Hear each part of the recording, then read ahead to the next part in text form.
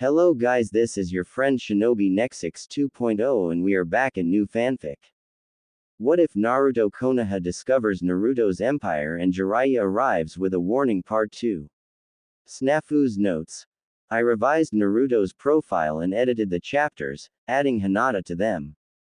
Feel free to look. Also, this will be the first of several side stories detailing certain events in Naruto, Rise of the Emperor.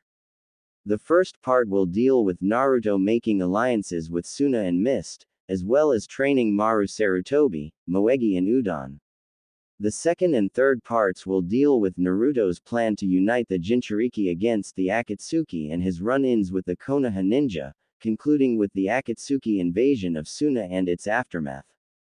About the elite guards. Following Naruto's ascension to emperor, Sanshi had warned him that as emperor, he will always be a target for those opposed to his rule. Naruto's first order was the creation of an elite group of warriors, both samurai and shinobi, to serve as his bodyguards. The number originally was at 6, but with the arrival of Yahiko and Konan, the number grew to 8. Each member of the elite guard are classified as S-rank combatants and are tough enough to face down even the most battle-hardened Junin, Danzu's root Anbu, or even the Akatsuki. When Hinata becomes Naruto's wife and the Empress consort, 4 of the elite guards are assigned to protect her. The Imperial Complex, Office of the Emperor, 1 year after the Unification Wars. I don't see how the old man can go through with this when he was alive. If I knew that being emperor had this much paperwork, I'd have refused. Inside the office of the emperor, Naruto Uzumaki Namikaze was seated behind his desk. The 16-year-old former Konoha Jinchuriki turned emperor was at the moment going through the bane of his existence, paperwork. Fortunately for him, most of the paperwork was already completed, as he was hard at work reading and signing them off. Most of them were minor and petty disputes. One major perk about being the emperor was that there was less paperwork than that of the Hokage.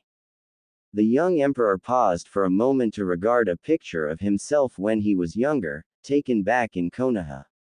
A picture of himself and Hiruzen Sarutobi, the Sandaime Hokage. The picture was taken shortly before the Chunin exams, Naruto wearing the cage hat and grinning like a maniac while the professor smiled, pipe in his mouth. Next to that picture was a photo of his parents, Minato and Kushin Anamiaxi. Old man, you would be proud, Naruto thought, smiling fondly at the memory. I may not be Hokage, but the people look up to me, respect me as a leader.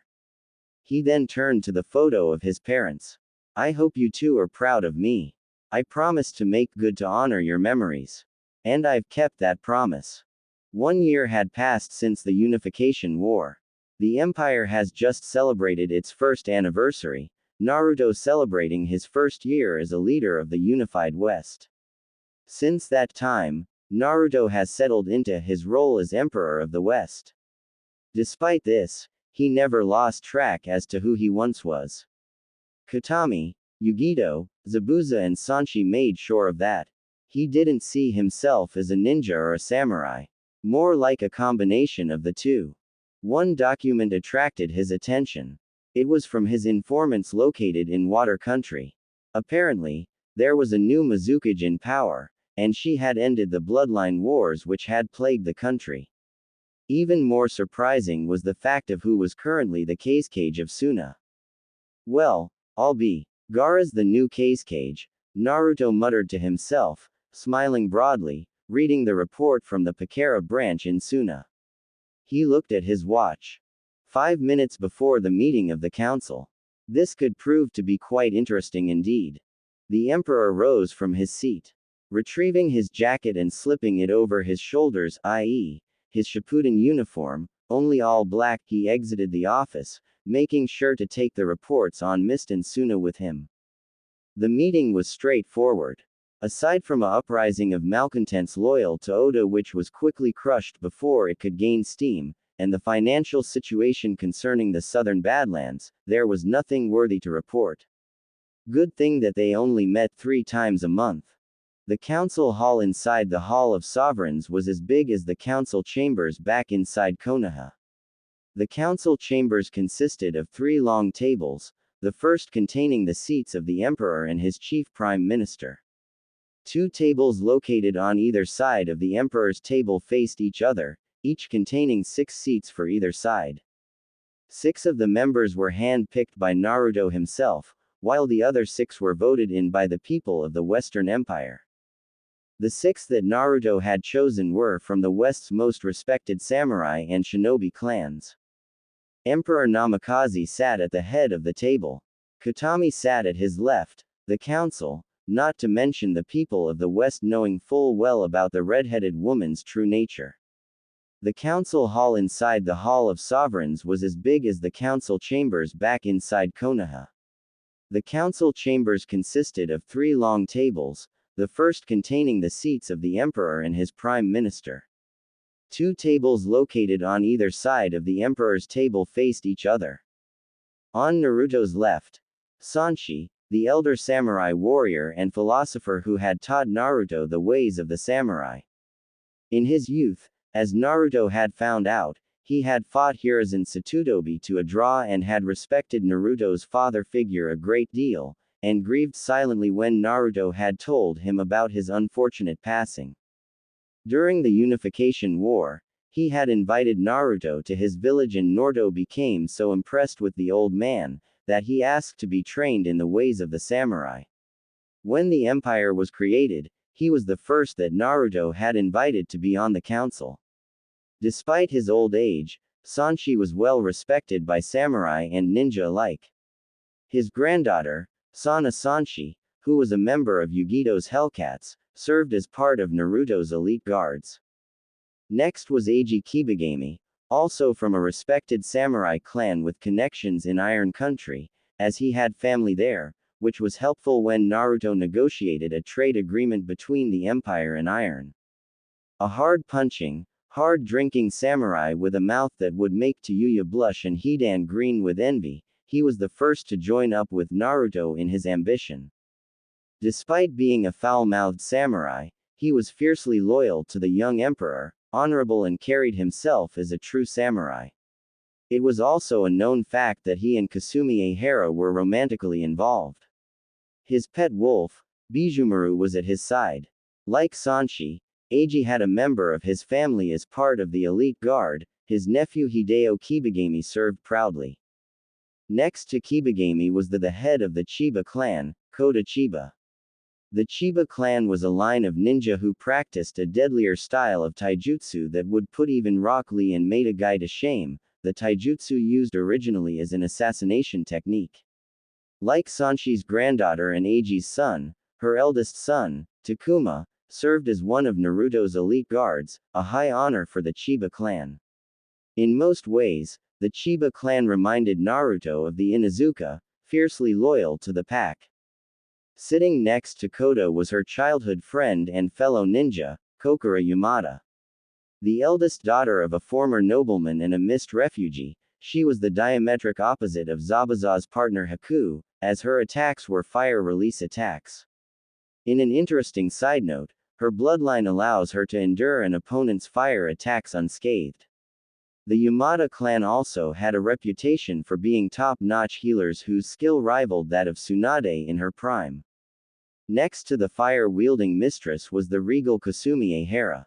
The Ehara was the most powerful samurai clan on the southern continent, in both influence and skill, and aside from the elderly Sanshi who resided on the northern continent, was one of Naruto's major supporters.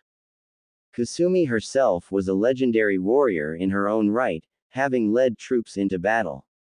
Every once in a while, she would propose a marriage between her eldest daughter and Naruto, of which Naruto had graciously declined. He told Lady Ehara that he would marry for love, not for honor or prestige. That, Lady Ehara could understand, as she and her late husband were the same. When her husband was killed by Oda's hand, he was about to claim Ehara for his own. Thankfully, Naruto's arrival put a stop to those plans. Seated next to Ehara was the head of the Okajima ninja clan, Hayate Okajima. Nicknamed The Tengu, because of his habit of wearing a Tengu mask to battle, the Okajima clan were skilled in ninjutsu, assassination techniques and recon, and were the natural rivals of the Shinto clan, who favored open combat over covert assassinations. Naruto had approached the Okajima clan head for an alliance. Hayate was impressed by the boy's bravado and tenacity that he signed on to Naruto's side. Once the war was over, Naruto had returned to the Okajima clan their lands, which were taken from them by one of the more corrupt daimyos. In return, the entire Okajima clan swore their eternal loyalty to their new emperor. On Naruto's right, Ryuji Shinzen and his wife Haruka Shinzen, the heads of the Western Empire's premier mercantile guild, Pakara Merchant House. Ryuji was originally a mercenary ninja, while Haruka had a gift for business and management. They were the first to back Naruto in his ambition financially following the death of Rokubungi Oda. When the Unification Wars had reached its conclusion, they created the merchant houses, which had two purposes: providing imported and exported items across the empire and in the east, while at the same time, keeping a close eye on the more unruly villages in the east. Thanks to Naruto, they now had branches all over the country, as well as several locations in the east, some of which served for gathering intel, as in Iwa, Fire Country, and Kumo. Next was Shinoda Wakaba, former pirate captain, now a close business partner and longtime friend with the Shinzens, since his 10-boat fleet was originally used to harass and plunder both Oda's and his allies' supplies. It was Haruka who had pointed out the perks in having a fleet of ships backing up his ambition to Naruto. Now, with the war over, the fleet was now used to transport goods all over the continent, as well as in the elemental countries. In an interesting side note, the Shinzens and Wakaba were both in-laws, since the Shinzen's son had married Wakaba's daughter, which had brought their families into a close alliance.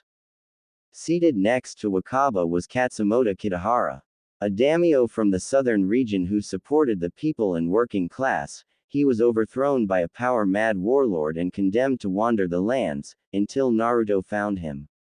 He was one of the key members in the civilian council, in which, thanks to Katsumoto, that his major support base was the civilians themselves.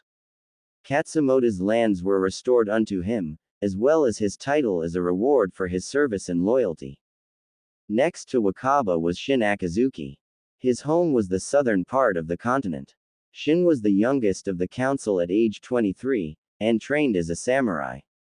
The son of Shinji Akazuki, a retired warlord who had fought with Naruto, Shin had made a name for himself during the Unification Wars as a formidable swordsman, and can hold his own against Naruto in their occasional spars. In some cases, he reminded Naruto of Shikamaru at times, brilliant, but lazy. Last, was Rumika Todo. Like Katsumoto, she was a daimyo, but hailed from the north's mountainous Lajja region. Todo was one of the daimyos whose land the late Rokubungi Oda had an eye for, since her lands contained iron mines deep within the mountains, but once Naruto had eliminated him, she saw the wise decision in backing him in his war of conquest. Her husband was the original daimyo, until his death during a raiding party from Oda's men, forcing her to assume the role. But despite this, she was fiercely loyal to both her people and to the emperor. Aside from the Imperial Council, Naruto had requested that Zabuza Mamachi and Haku Mamachi be present for this meeting. The former mist swordsman and his female partner stood before the Imperial Council, both curious as to why they were summoned to this hearing. General Mamachi, Naruto began. First off, neither you nor Haku are not in any kind of trouble, so you can relax. I've asked you and Haku to come for a reason. Zabuza raised an eyebrow. That reason being, Chief. Naruto raised the sheet of paper from the Pakara's mist branch. This came in from mist. The Mizukage is dead. Zabuza took the news well, given the fact that he had failed to assassinate Yagura years earlier. So Yagura is finally dead, Well, Hupati, shit. I was hoping that I would return and do the deed.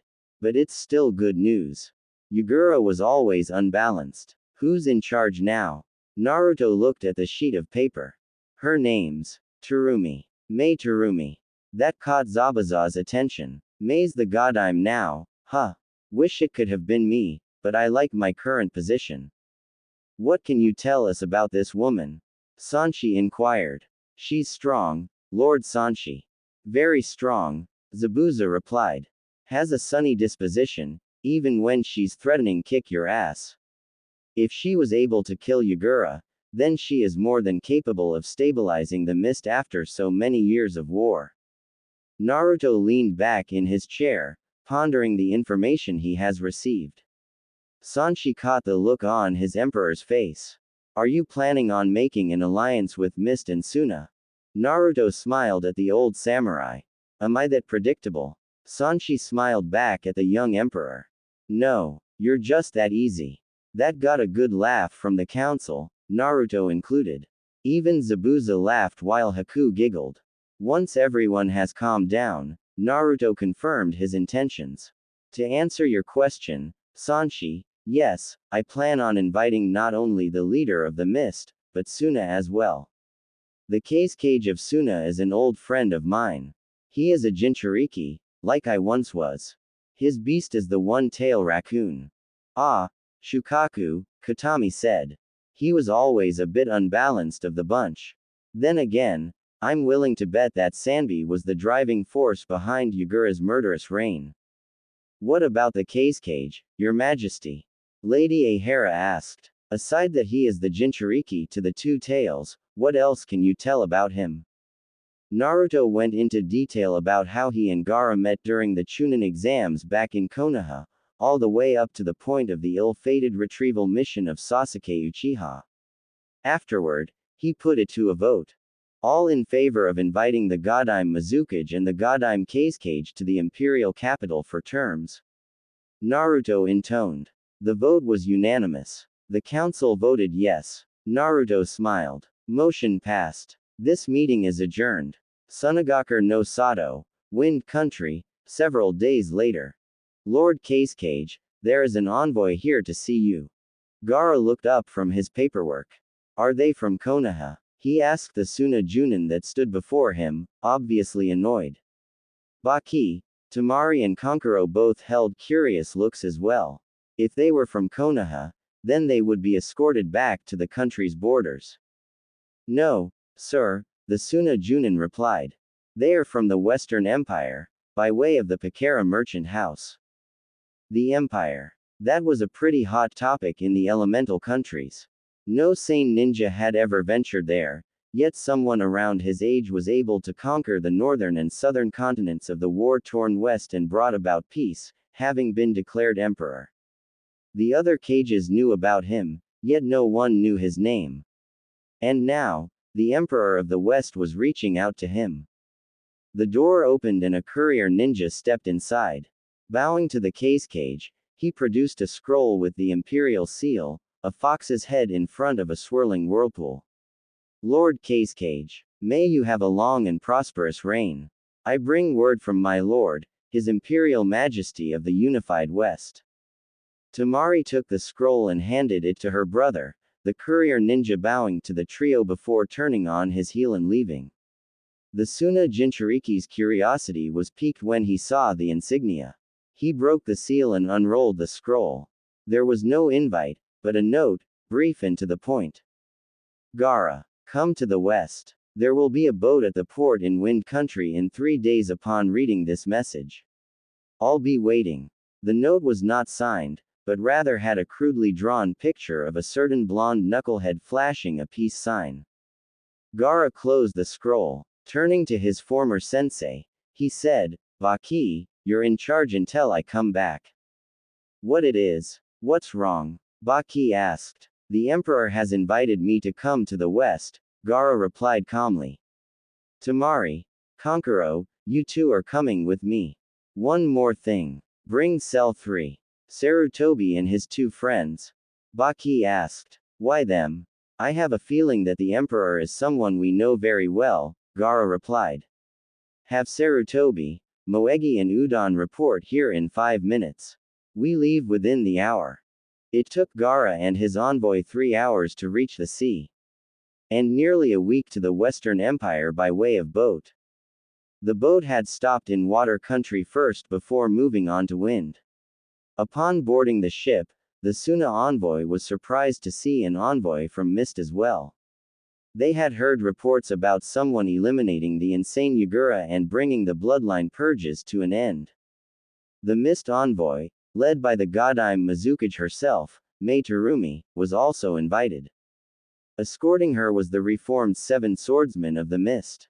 Suna and Mist had some bad blood between the two villages, as several of Suna's clans were refugees from the Mist, having escaped from the village during the worst of the bloodline purges. Gaara had demanded that Suna release those who had fled back to the Mist. Gaara's predecessor refused. It was because of the first uprising back in Mist that Gaara had backed off. After several days at sea, the envoy had finally reached the unified West. Instead of docking at Karada port, the boat instead headed upriver. Mei was concerned and flagged down a sailor. "I thought we were going to disembark here," she said. "Not here, Lady Terumi," the sailor replied. "Kimin City, the imperial capital. We dock there in 30 minutes. As the sailor went about his business, Mei turned to Gaara, who stood along the bow. The boat passed Karada port, and headed inland. The cages of Mist and Suna took in the scenery. To think that just 2 years ago, this land was locked in a constant state of civil war, the Godime Mizukage said. "Now, you really can't tell. I always thought that the Mist and Water country had it bad when Yugura was in charge. But the stories I've heard about the West while I was a Junin about the West, whoever the Emperor is, he has done something that is nothing but miraculous." Gaara agreed. The two cages stood in silence as the boat made its way upriver.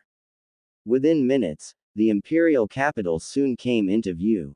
Mei and Gaara took notice of the imperial complex, the home of the emperor, rose above the city. From a distance, the home of the emperor and seat of the imperial west was imposing, reminding Gaara of the Cage Tower back in Suna. The sun had set and night was about to fall. Gaara felt a kind of anticipation that he has not felt since the Chunin exams, back when Suna and Odo had invaded Konoha. Only difference was that he had the feeling that he was going to see an old friend. At the port, Zabuza Mamachi and Yugito Ni watched as the boat slowed to a stop, then was secured by the dock workers on the ground and the sailors on board. The emperor had assigned them to act as escorts to the imperial complex. Who better to escort the cages of Mist and Sand than a ex-Kumo Kunoichi, Jinchuriki and a former Mist swordsman? The two generals who fought alongside Naruto were dressed in their respective uniforms. Yugito in her old Kumo uniform and the khaki Junin flak vest, a signature trademark of the Hellcats, the all-female fighting force which she founded, and for Zabuza, his favorite camo fatigues from his days as a missing ninja. Like Yugito, he also wore a Junin flak vest, only his was dark blue, the trademark of his own Black Ops unit, the Demon Squad, of which he founded alongside Haku. His oversized sword was slung over his shoulder. The gangplank was lowered, and the two cages and their envoys started to disembark from the boat. Almost immediately, Yugito's senses went haywire. "Kitten," the two tails hissed. "He's a Jinchuriki." "I know. Naruto told me," Yugito replied. "It's Shukaku." Nibi was surprised. "Shukaku? That oversized rodent. He managed to get himself sealed." "Looks that way," Yugito replied. "Keep it down." The monster cat went silent as the two cages and their respective envoys approached the pair. Almost immediately, the 7 Mist swordsmen went for their swords, but Mei ordered them to stay their hand. "Do not attack him," Mei ordered. "But he is still a missing nin," one of the swordsmen objected. "Granted that he tried to kill Yugura, but still a missing nin. And he is in the employ of the emperor," Mei pointed out. "I will not see the Mist wiped out because you tried to kill a ninja who answered to the emperor." Once that situation was diffused, Mei turned to Zabuza. "Zabuza Mamachi, demon of the Mist. I thought you were dead. One of these days, maybe. I almost came close, Zabuza replied, bowing. Lady Mizukage, welcome to the capital. He introduced Yugito. General Yugito Ni, commander of the Hellcats. Yugito, God, I'm Mizukage Mei Terumi. Yugito bowed in greeting. Gaara's eyes narrowed slightly as he recognized the aura surrounding the blonde ninja. You're a Jinchuriki. That I am, Yugito replied. So are you, Lord Casecage. Nibby identified yours as the one tail. Nibby, the two-tailed monster cat, Gaara confirmed. So what's a kunoichi from Kumo doing here in the west? Tamari asked, ready just in case that Yugito attacked. I no longer serve the cloud, Yugito replied. I was betrayed by the Kumo High Council without the knowledge of A and B. The council sold me out to the Akatsuki. The emperor saved my life. I've been at his side ever since. Tamari calmed down after that. The Akatsuki was also a hot topic aside from the emperor. They had went underground following the disappearance of Naruto and Yugito, but there were reports of them resurfacing. Any village who had a Jinchuriki were in a state of high alert, or those Jinchuriki who were wandering had went underground. The emperor sent you to meet us? Gaara asked. Yugito nodded. Yes. Consider us your personal escort to the boss. He is waiting for you at his home. I always thought the people of the West were different, Mei said as Zabuza and Yugito walked through the open-air market of Kimen. Now I see that everyone's the same, from the style of clothes to the same food. The boss and I thought the same thing when we first came here, Yugito said. Of course, this was back when Oda had ran the place. It wasn't as lively as it is now. The living conditions were horrible. Oda was leeching off the people, demanding tribute upon tribute. He killed the men who did not comply and raped their wives and daughters. One girl he used as a toy after cutting off her limbs and tongue, after eliminating her family who dared to oppose him. When he got tired of her, he tossed her to his troops. When the boss found her after we had killed off Oda, even he was appalled at the barbarism that Oda had done. He did the right thing and granted her a mercy killing. Tamari and Mei paled at Yugito's story. Even the mist swordsman and the other Suna ninja looked sick. The boss spent 3 months consolidating his power base here, Yugito continued. It was then he decided to launch his own war. A war to unify the continents. Most of the warlords here fought only for land and to subjugate the other. He fought to unify the lands under his banner, to bring about an everlasting peace, something that the West has not seen since the era of the Six Paths Sage. From the look of things, he has succeeded, Tamari noted. This place feels so alive. Only took the chief 2 years, Zabuza said. I was one of the many who came to his side. All of the tyrannical warlords were wiped out, while those who were smart enough not to fight flocked to his side, while others supported him financially. 1 year to unify the northern region, and another year to unify the southern region. We just celebrated our first anniversary of the Empire unification a couple of weeks ago. He should have invited you two here earlier. You would have had a blast. I'm sure we would have, Mei said as the party passed 2 members of the Hellcats, identified by the same type of flak vest that Yugito wore. The 2 Hellcats greeted their supreme commander, to which Yugito responded with a nod. And here we are, Zabuza said as they approached the Imperial complex. The massive doors were open, but were guarded by members of both the Hellcats and the Demon Squad. Passing by their subordinates, Zabuza and Yugito led the visiting party inside the complex. Wow, Mei said, looking around. Nice setup the Emperor has. The Imperial Palace sits at the center of the complex, Zabuza explained. As you can see, the place is heavily guarded by both ninja and samurai. Not only does the Emperor live here, but he also meets with the Imperial Council inside the House of Sovereigns and entertains guests inside the reception hall. We even got some barracks here for them to stay in. Since the Emperor's a seal master, his main home is warded off from intruders. He should be inside the House of Sovereigns now. We're heading there now. In that case, lead the way, Gaara said. House of Sovereigns, throne room. Dressed in black, complete with his black cage-style hat concealing his face, Naruto sat on his throne, Katami at his side. He had received word that Gaara and Mei had arrived safely and had just entered the House of Sovereigns. General Kazuma had verified that both cages were accompanied by their personal escorts. Naruto, however, was curious as to why Gaara had a squad of genin tagging along. Temari and Kankuro, he could understand, but a squad of genin. Naruto shrugged it off and straightened himself in his seat, as the Cage of the Mist and the Cage of the Sand entered his throne room, followed by their respective escorts. Naruto was thankful that he was still wearing the cage-style hat, otherwise, he would have been surprised to see Konohamaru, Moegi and Udon among the Suna envoy. Even more surprising was that they wore the Hitai-8 with the Suna hourglass identifying them as Suna ninja. Gaara, in the meantime, narrowed his eyes at the red-headed woman that stood beside the throne.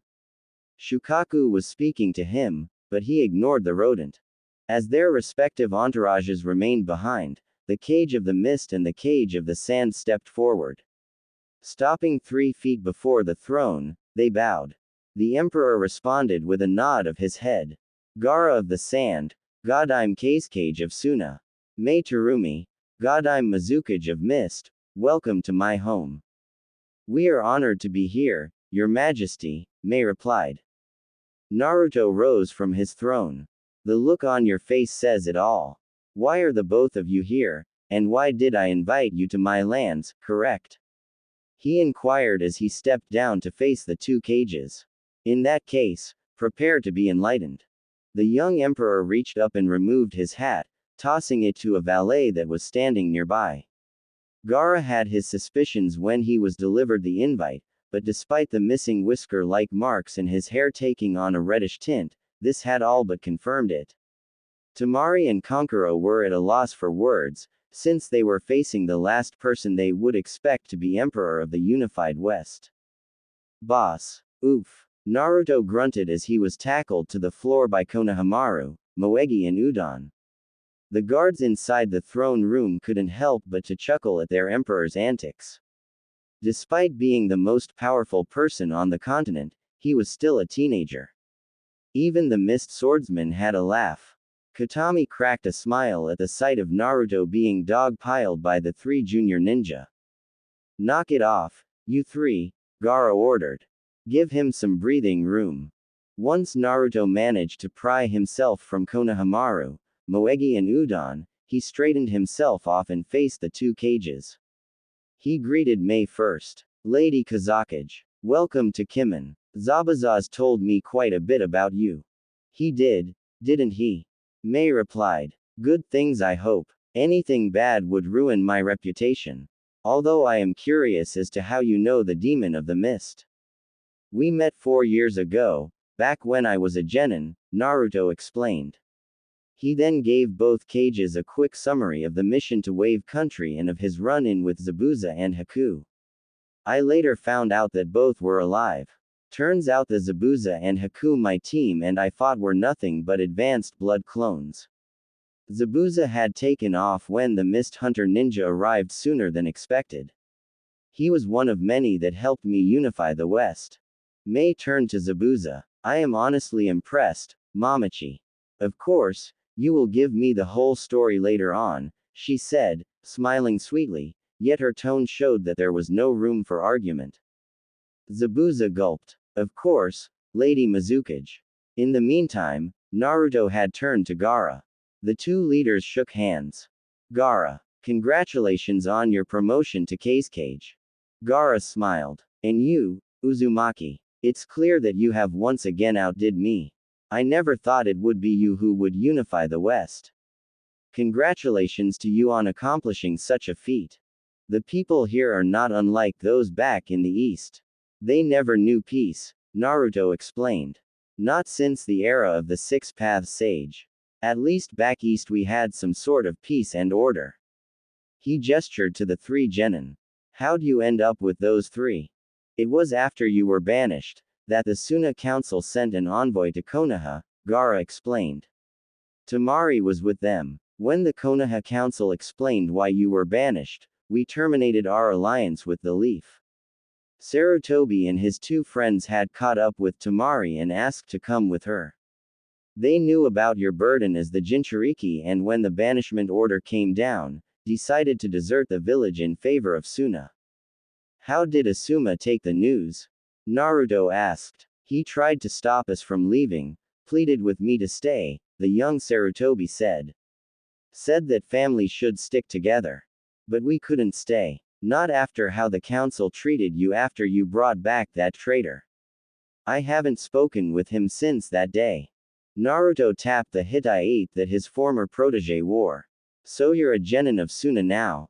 Congratulations. I always had faith in you, Konohamaru. In all of you. It's Maru now, Maru corrected. I changed my name when I arrived in Suna, boss. That was the last thing that connected me to that village. Whenever people called me by Konohamaru, it reminded me of you and of your sacrifice. It brought back so many bad memories. Maru, show some respect, Tamari scolded.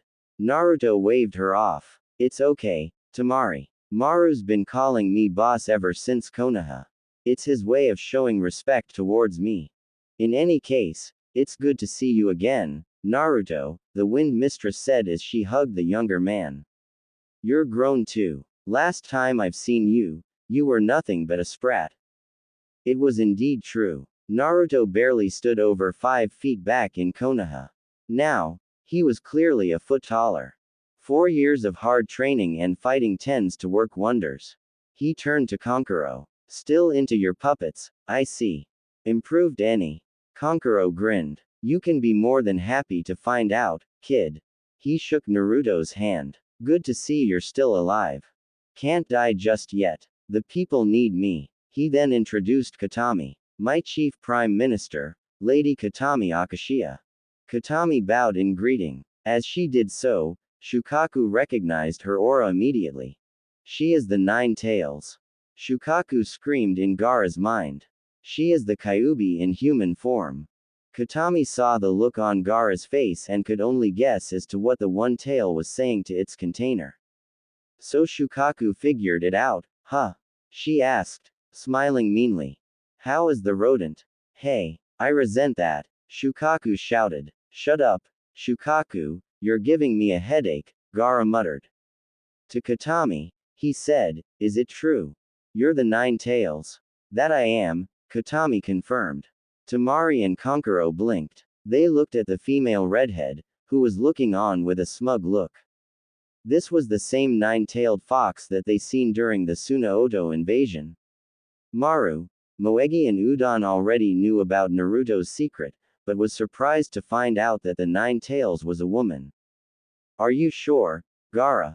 Kankuro asked. She can't be the most powerful of the Biju. That was when Tamari tapped him on the shoulder, before pointing at the Empire's Prime Minister. When Kankuro looked in her direction, he first felt the wave of killer intent directed at him. Then his jaw hit the ground, as did everyone else's save for Gaara and the Neo-Maru Corps. You were saying, Kankuro?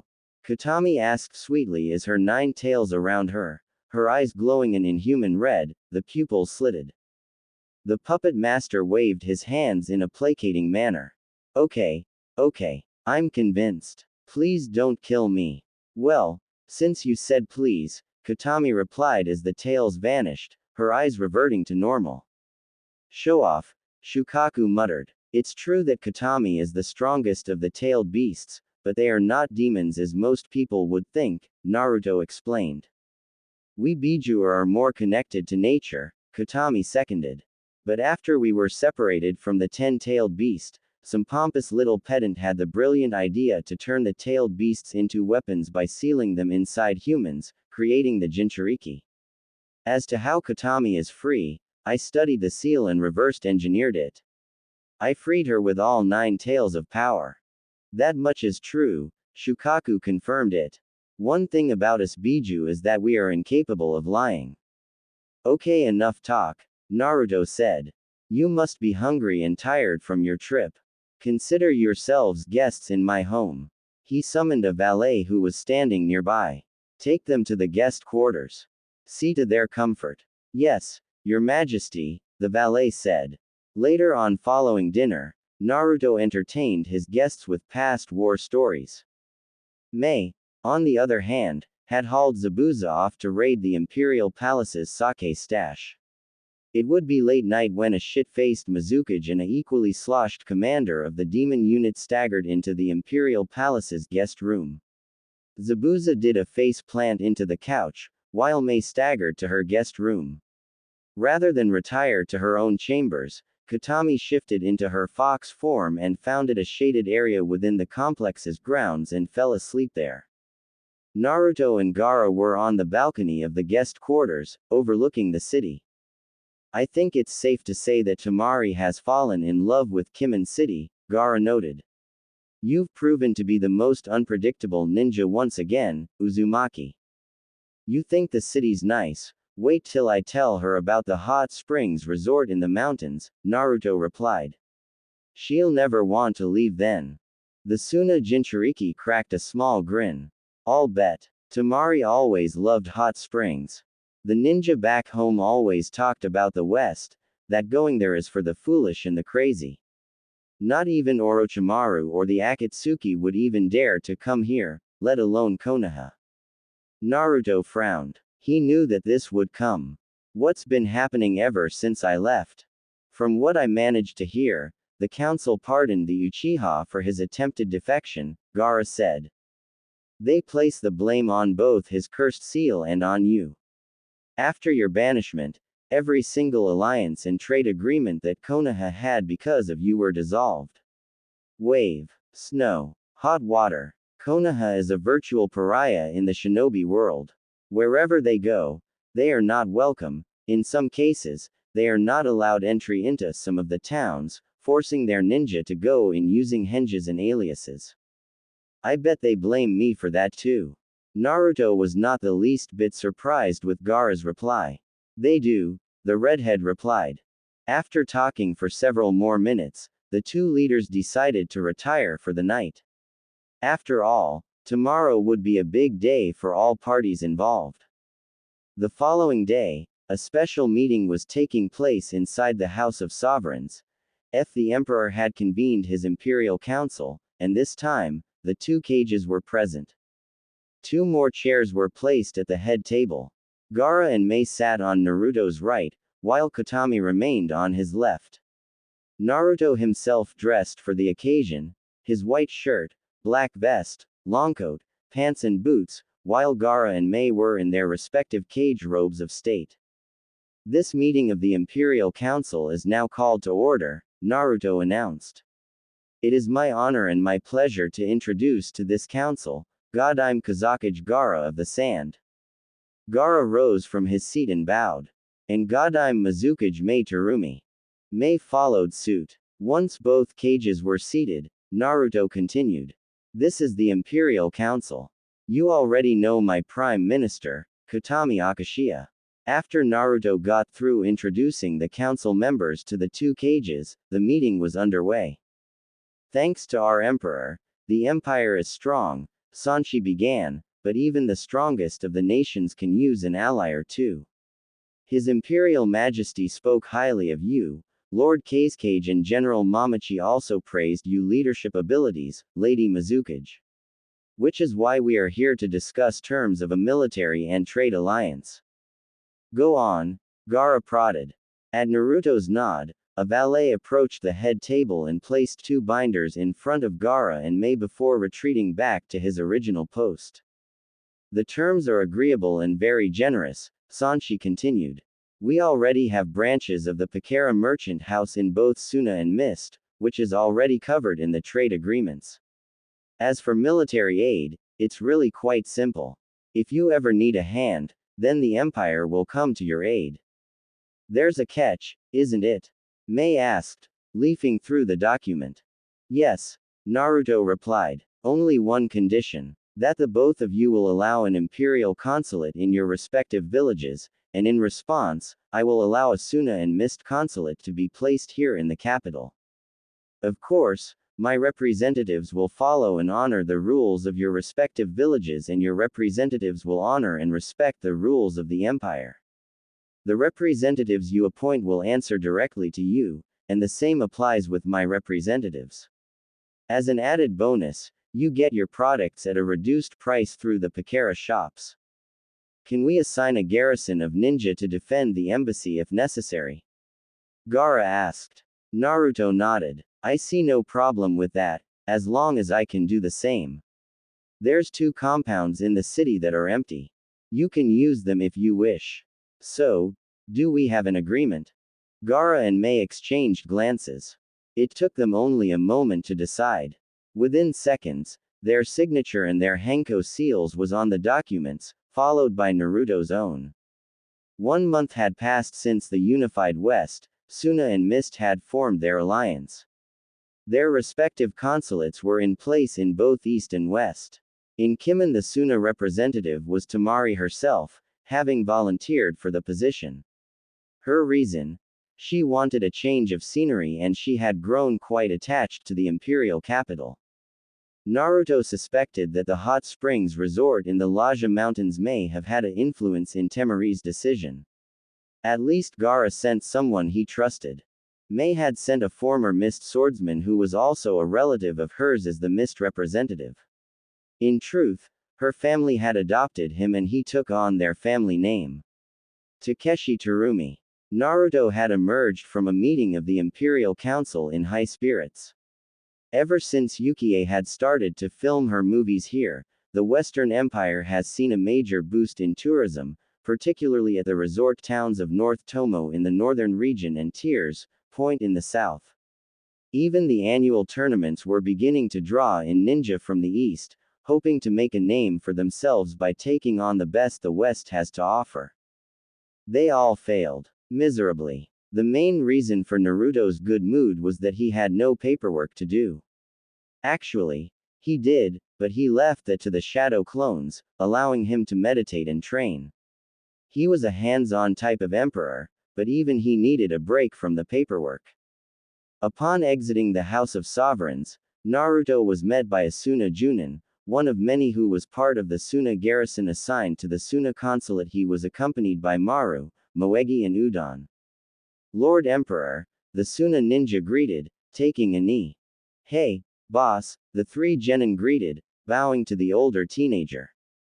Maru, what are you 3 doing here? I thought you were in Suna, Naruto said. Ordering the Junin to rise, he asked, what is it? The Suna ninja produced 2 scrolls with the Suna seal. From Lord K's cage, he said before vanishing in a poof of smoke. Naruto looked at the scroll for a moment, before breaking the seal and opening it. It was a note, from Gaara to him. Lord Namikaze, if you are reading this, then Sarutobi and his friends have arrived safe and sound. The Chunin exams are 6 months away and their Junin sensei was injured in a minor skirmish with ninja from the cloud. I have no other Junin to spare at the time, which is why I have sent them to you. Sarutobi and his friends look up to you and respect you a great deal, as I have seen back during the Chunin exams in Konoha. I am asking that you train these 3 for the upcoming Chunin exams, which will be held in Suna. Enclosed in the second scroll is their files and their specialties and weaknesses. I have already notified Tamari at the Councilate. Consider this their first S-ranked assignment. I know that you will not disappoint me, Lord Emperor. I am expecting great things from these 3. Gaara of the Sand, Godime K's cage of Suna. Well, boss, Maru prodded. What does it say? Naruto smiled at the younger genin. You 3 are as of this moment, on your first official S-class mission. Really? Awesome, came the reply from the trio. Your mission is a 6-month assignment from the K's cage himself, Naruto continued. He has left the 3 here in order to train for the upcoming Chunin exams. As the 3 genin cheered, Naruto flagged down a passing valet. These 3 are considered guests in my home. Show them the guest quarters and get them settled in. The valet bowed. Yes, Your Majesty. Naruto turned to the three genin. Follow her inside. She will get you settled in. Maru and his teammates nodded eagerly and followed the valet towards the imperial palace. The emperor turned on his heel and entered the hall. As he headed for his office, he undid the second scroll and began to read it. Maru's specialty is ninjutsu, just like old man Sachirobe. Moegi knows the basics of medical ninjutsu, and Udon shows promise in hand-to-hand combat, Naruto thought as he continued to read. They're a bunch of misfits, but they show promise. Kinda reminds me of myself when I was younger. This can be interesting. Rounding the corridor, he saw Sanshi chatting with Hayate Okajima, Kokura Yamada and Kota Chiba. Before they could say anything, Naruto had beaten them to the point. You four, my office. Curious as to what their emperor would want, they followed him inside. 10 minutes later, Maru Sarutobi, Moegi and Udon stood before the emperor, the boy that they had long since admired since their days back in Konoha. And he was not alone.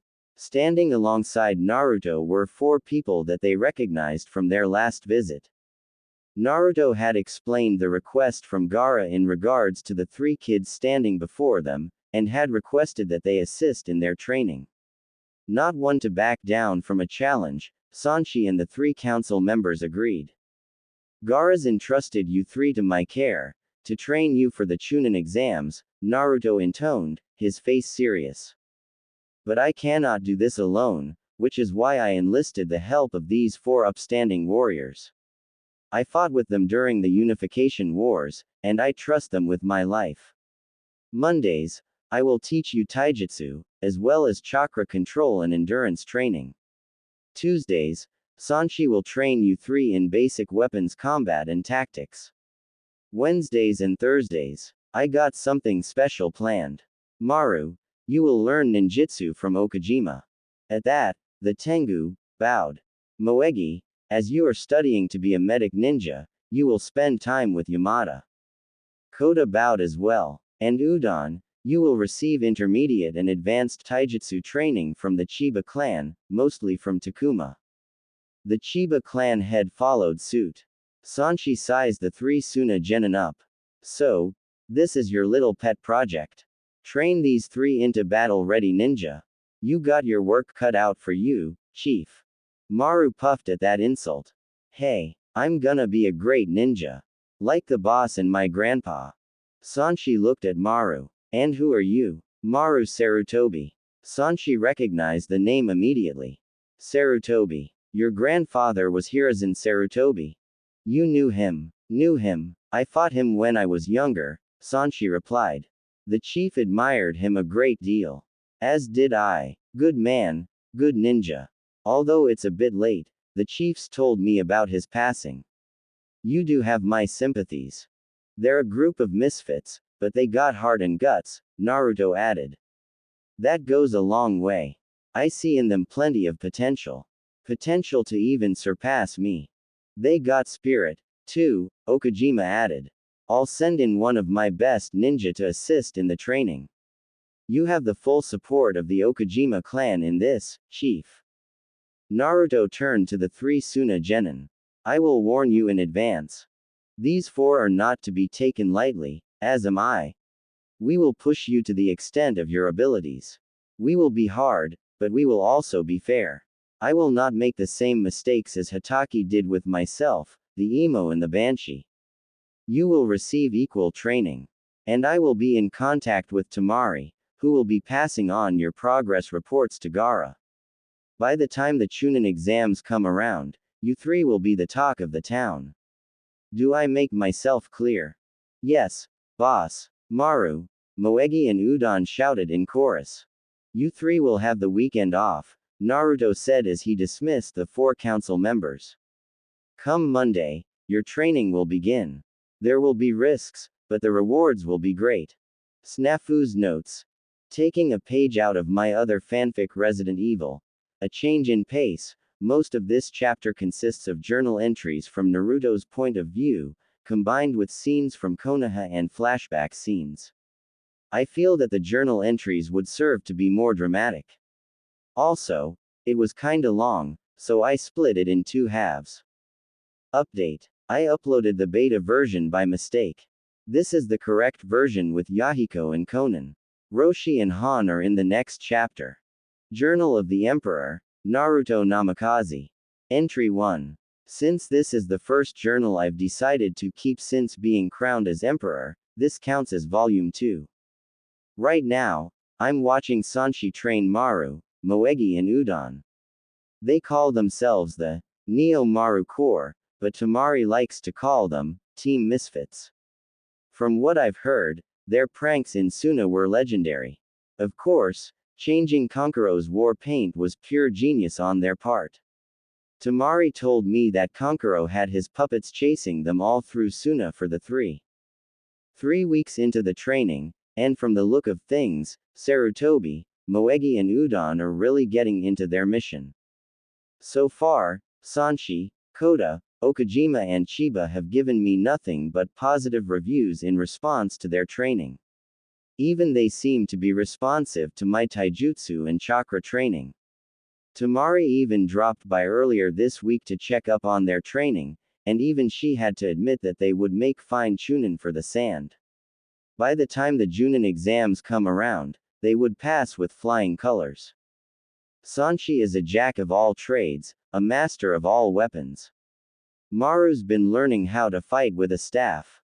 Moegi likes the tonfas, while Udon prefers to mix it up with short blades, like a pair of kunai or a pair of tantos. When Tamari asked me why Maru chose the staff as a weapon, I explained to her that old man Sarutobi, his grandfather, was an expert with the bow. From the look of things, I got a prodigy on my hands. Not 1, but 3. Old man, you would be proud. Entry 2. While visiting Gaara in Suna, I received word from my network stationed in Lightning Country. The rakeage has been overthrown by a more hardline rakeage. Even more worse was that the new rakeage is backed by Orochimaru. Luckily the lightning offices of the Pakera house were untouched. The first order of the Godime rakeage was the immediate termination of his predecessor and his brother, Killer Bee, as they both were considered threats to the Godime's rule. I had the elite guard with me, so after activating the Fox Eye, I activated the Demon's Gate Jutsu. The Demon's Gate Jutsu was something that Katami and I had developed. Based off my father's Hiroshin Jutsu, I can transport a large number of people with me to any location I deem fit. Seeing as how I visited Kumo when I was first banished, it was not a problem. Once the nausea passed, we headed for A and B's last known location. We reached them in the nick of time, as they were assaulted by the Kumo Anbu. A was injured and B was trying to protect his brother at any costs, his chakra reserves depleted. That's where we came in, and decimated the Kumo Anbu. Thankfully, B and his brother were still alive. Once the bodies were disposed of by fire, I returned to Suna with the Jinchuriki and his brother. Yugito was pretty surprised when I showed up with the deposed Raikage and his brother. I told her to watch over them as I made plans. Once I regained consciousness, I visited them both. A and B were surprised to find out that Yugito was working for me, and they were even more surprised as to who I was. The banished ninja from Konoha, now Emperor of the West. Not to say that I had a surprise of his own. When I confirmed that Minato Namikaze was my father, A told me that both him and my old man mixed it up in the last Shinobi War. A also said that despite everything, he respected my father a great deal, and that his death was a tragedy. At least I know he wasn't lying to me. After talking a bit more, I gave A and B my offer. Since they are marked men, there was no place safe for them in the elemental countries. So I offered them political asylum within the empire. I had the experience of being a leader, which would make him perfect for the job of senior advisor. Damn, Sanshi turned me down again. As for B, the trading town of Rara needed a new leader. A and B accepted. In a way, A was relieved to be free of the position of Raikage. Even though it almost got him killed. He had suspected that the council and the most senior ninja were plotting something.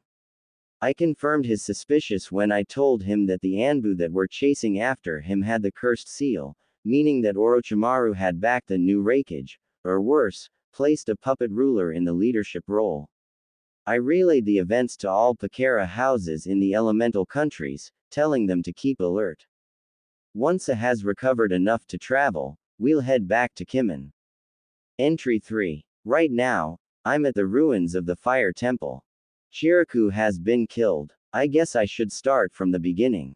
Somehow, I got roped into going on an inspection tour of the Pakera merchant houses in the east with Ryuji and Haruka.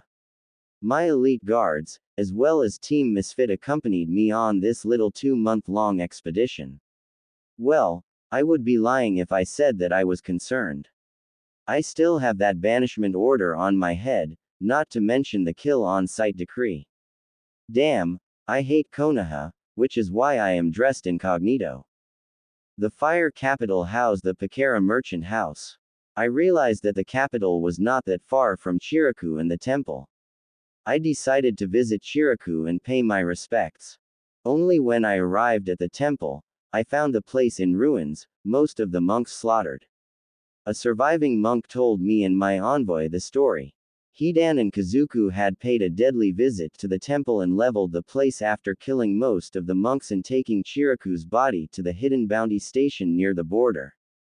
My reaction was instant. I told the others to remain at the temple to lend a hand. I retrieved my sword, kunais, seals and flak vest, but still kept the black cage hat over my face to hide my identity. Swearing a blood oath to avenge Chiriku and to kill the zombie brothers, I took off in pursuit. It took me 30 minutes to reach the border, but I found the underground bounty station, along with Hidan and Kazuku. The latter watched as Hidan initiated the Jashin ritual and curse jutsu on Asuma Sarutobi. My first intention was to let Asuma kill himself trying to stop Hidan, but old man Sarutobi would probably be pissed if I let his son die. So I went with Plan B. First, I dealt with Kazuku. Using the chakra chains jutsu, I incapacitated him. Then I turned my attention to Hidan. Flashback. Hidan's eyes nearly bulged out of his skull as Naruto impaled him with his kunai. Even Kakuzu was in shock. How was this possible? Hidan was virtually immortal. Now, he was dying at the hands of this newcomer, who had all but virtually killed him with no effort. With a roar, Naruto slid his blade violently to the side, causing Hidan's insides to spill out. The follower of Jashin sank to his knees, hands holding his torso in a futile attempt in trying to keep his insides from coming out. Hidan looked into the golden eyes of his soon-to-be killer. How is this possible? Hidan gasped. I can't die. Easy, Naruto replied. I simply reversed engineered the jutsu which granted your immortality. Not so tough now, are ya? In the Unification War, Naruto had came across a cult which worshipped Jashin. Like Hidan, their leader was considered to be immortal and was even worshipped as a living god. However, during a raid into one of their strongholds, Naruto found the scrolls detailing not only the jutsu used to make someone immortal, but also the workings of the Jashin ritual and curse jutsu. With that knowledge, Naruto was able to reverse engineer the mechanisms of the immortality jutsu. Afterward, the cult was slaughtered to the man. The leader of the Jashin cult was the last to die at Naruto's hands. You think you're the only Jashin follower I killed? Naruto taunted as he drew his sword. How else was I able to reverse the immortality jutsu? As Kakuzu watched helplessly, Naruto raised his sword. This is for Chiriku. So lie down and die, the emperor said as he brought the blade down. Asuma watched as the man in black sliced through Hidan's neck, before flinging the blood off his blade and sheathing his katana. Upon hearing the audible click, a thin red line appeared around Hidan's throat. Then his head slid forward, falling to the ground and rolling to a stop at his savior's feet. Hidan was dead. The pain finally getting to him, Asuma mercifully passed out. Seeing that Asuma was out of the picture for the moment, Naruto turned to the bound Kakuzu. The bound ninja tried to break free of the chakra chains that bound him, but realized that they were draining his chakra at a rapid pace. One supposed immortal down, one to go, Naruto mused. You may kill me, but the others will track you down and kill you, Kakuzu sneered. They can try, but they will die as well, Naruto replied calmly as he analyzed his opponent. Through his fox eye, he saw Kakuzu's means of immortality, the four hearts. One more thing, Kakuzu, Naruto replied as he removed his face mask and hat, I'm Naruto Uzumaki. Kakuzu's eyes went wide. The Kyuubi Jinchuriki, you. The last thing Kakuzu saw was a flash of yellow, then darkness. End flashback. Asuma was still out cold. I took Hidan and Kazuku's heads and collected their bounties. But before I could recover Chiraku's body, I received 3 more uninvited guests. Ino Yamanaka, Shikamaru Nara and Choji Akamaiki. From the look of things, both Ino and Choji have been promoted to Chunin since my exile, and they assumed that I was the one who had attacked their sensei. Not surprisingly, they attacked me. They've improved since I was banished, Ino especially. Looks like she's been training under Tsunade, as she now has that chakra-powered super strength. Funny. So do I. After several minutes of fighting, the trio tried to catch me in their famed formation, distract me with Akamaiki, then Nara will use his Kajimane to capture me and Yamanaka will incapacitate me with their mind transfer jutsu. Well, actually, I allowed them the first 2, but when Ino tried to use her family's signature jutsu, I gave them a shocker. I broke free from the Kajimane using a jutsu I leaned from General Kazama and performed a substitution with Choji. Ino's mind went into her partner's instead and I punted Choji into Ino's body. With both of them out for the count, I turned to Shikamaru. He tried the Kajimane again, but this time around, I blasted him with a new technique I developed. Deadly Tempest. I was inspired by Tamari and her Kamidachi attack and after a couple of days, I developed 2 variants of it, wind and fire.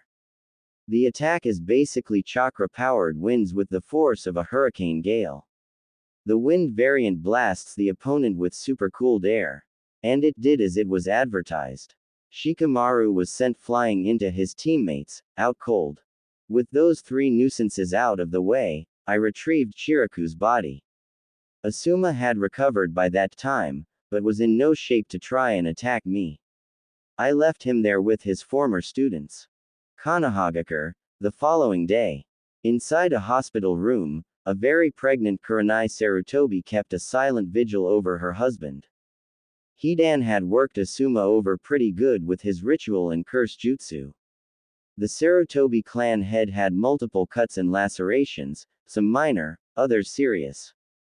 He had lost quite a bit of blood on the way back to Konoha. Choji had carried him on his back and Ino fed him blood pills, and given the extent of his injuries, he would be on the inactive list for several months.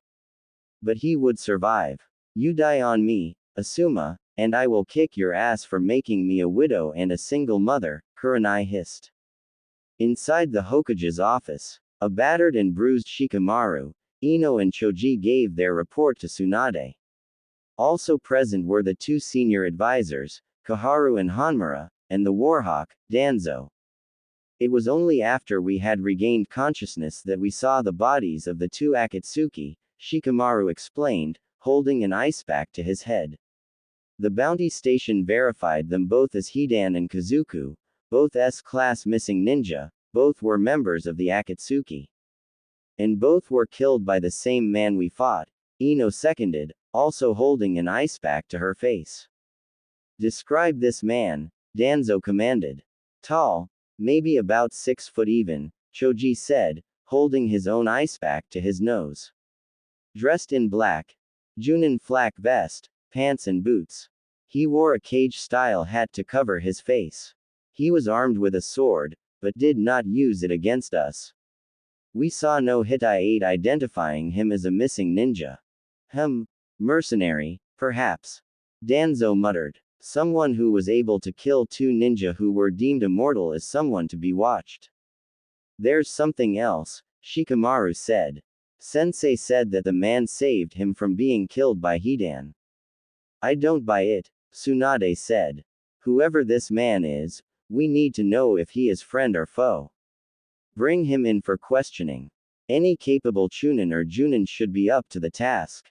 Danzo bowed, albeit mockingly, before he and the 2 advisors exited the office. Upon going his separate ways from the 2 advisors, Danzo summoned Sai. He had plans to make. Journal of the Emperor, Naruto Namikaze. Entry 4. Somehow, I know that beating down the Inoshika Cho trio would come and bite me on the ass. The following day, we held a mass funeral at the ruins of Fire Temple. Shiraku deserved better. He didn't deserve to die like a dog. The surviving monks would rebuild, but not before I promised them help in any way possible. The monks departed to a fallback spot, while I and my entourage returned to the temple. There, I found the Warhawk, the one who had orchestrated my banishment in the first place. He wasn't alone. 20 Root Anbu accompanied him. Made me glad that I knew Konoha law, which is why I gave the order not to kill, but rather maim. Had I ordered the elite guards to kill, then I would be in the bingo book. But I wasn't worried. If I was alone, then yeah, I would be worried. I think I should take this time out to tell you about my elite guards. It was Sanshi's idea to begin with.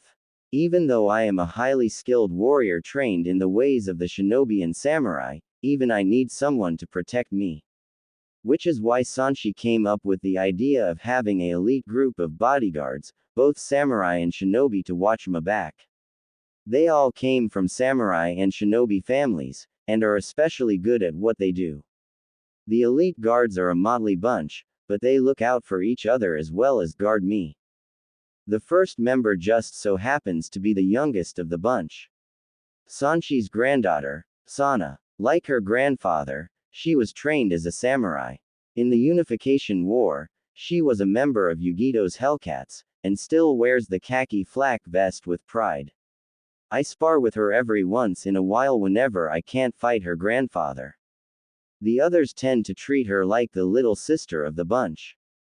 Hideo Kibagami was Eiji's nephew. His parents were killed in battle and he was raised by his foul-mouthed uncle and also taught the ways of the sword. From what I've seen, the Kibagami style is mostly quick draw. He was the oldest of the bunch, and formerly a member of Zabuza's demon squad. Every once in a while, I see him and Zabuza fight. Last time I checked, the matches are 5-4 in Zabuza's favor. Takuma Chiba is the resident taijutsu master of the group. I've seen the Chiba clan in action, facing down heavily armed ninja and samurai, and they would come out on top. That was one of the reasons why I had him mentor Udon. The others tend to poke fun at his nature, calling him a philosopher with his head in the clouds. But in the moment of truth, there was no one in battle more fierce than a Chiba at your back. Personally, I would like to see him fight either Choji or Rock Lee. The second oldest of the bunch was Ro Shinto. Both the Okajima and the Shinto ninja clans were natural rivals. Whenever they were not fighting together in the Unification Wars, they would occasionally try and one-up the other, with often hilarious results. While the Okajima specialized in assassination and stealth, the Shinto prefer to do their business up close and personal. He describes himself as a charismatic sociopath on the battlefield, but a gentleman off it. Hakuyuki Mamachi was chosen by me personally because of her abilities over ice and water. Thought to have been killed during the Wave mission years earlier, she was in fact alive alongside Zabuza. In the years following the mission into Wave, her abilities over water and ice had all but improved over time, making her even more deadly.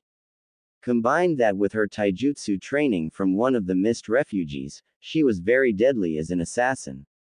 She was also my closet friend, given the life lessons I picked up from her back in Wave. Last was the resident medic nin of the group, Akemi Shiratori. The Shiratori and Yamada clans were close allies.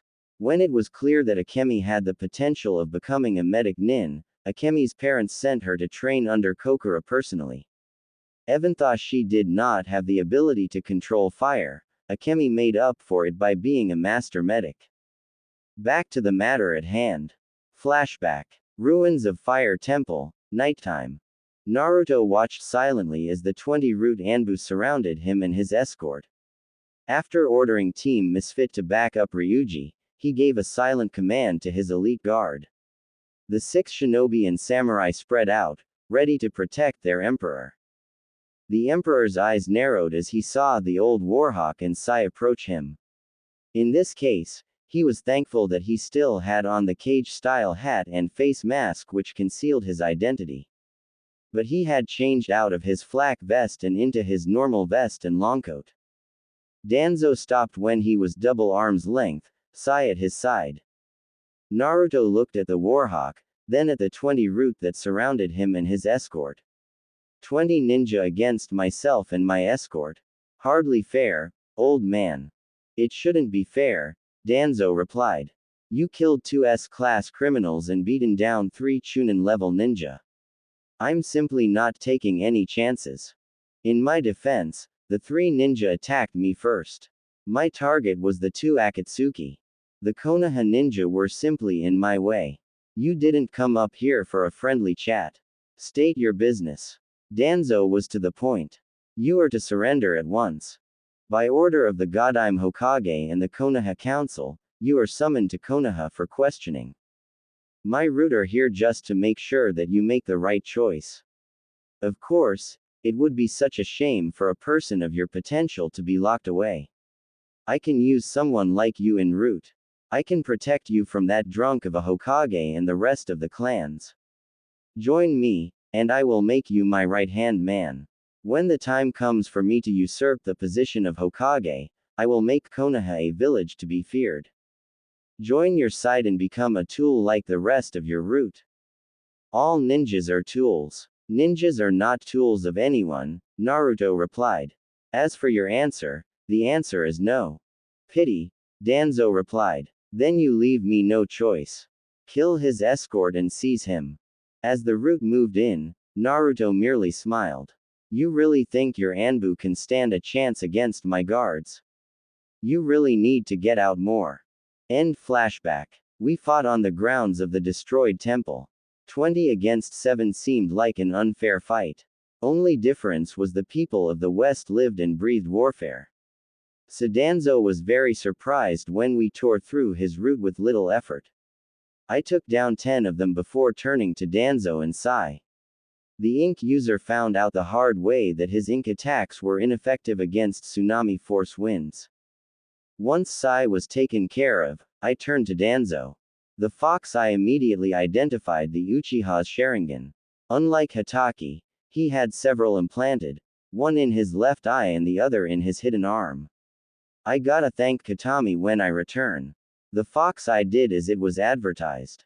Danzu's Sharingans proved to be ineffective against my own bloodline when he tried to use it against me. That didn't make him any less dangerous. I ended up fighting in a sword fight. The old man was good, I hate to admit. But he was pretty complacent in his superiority. But in the end, his sword was broken in 2, and he was staring down at the pointy end of my blade. I think he was honestly shocked to see that his best ninja were defeated. Killing him would only make things worse, so I spared his life. Danzo soon joined his root in unconsciousness. By the time he and his group recover, I was be long gone. Entry 5. Visited Yukie in Spring Country. Actually, she invited me to the premiere of her newest movie, which she had shot back west. Afterward, she invited me and the guards to her estate in the spring capital. There, I entertained the elite guard with stories of my days as a Konoha genin, particularly the mission into spring, then known as snow. Now that Yukie's a daimyo, she managed to get a small ninja village established. She took me there one time. The ninja were mostly refugees from Mist and from other villages that had fallen off the map. I'd say in a few years the hidden ice village will be a force to be reckoned with. I also received word from the spring branch of the Pakara merchant house that the original Ino Shika Cho trio, consisting of Inoichi Yamanaka, Shikaku Nara and Shuza Akamaiki, were tailing me. This I already knew, since I saw them at the premiere. Shuza pretty much sticks out like a sore thumb, and if he was there, then his two buddies were not far behind.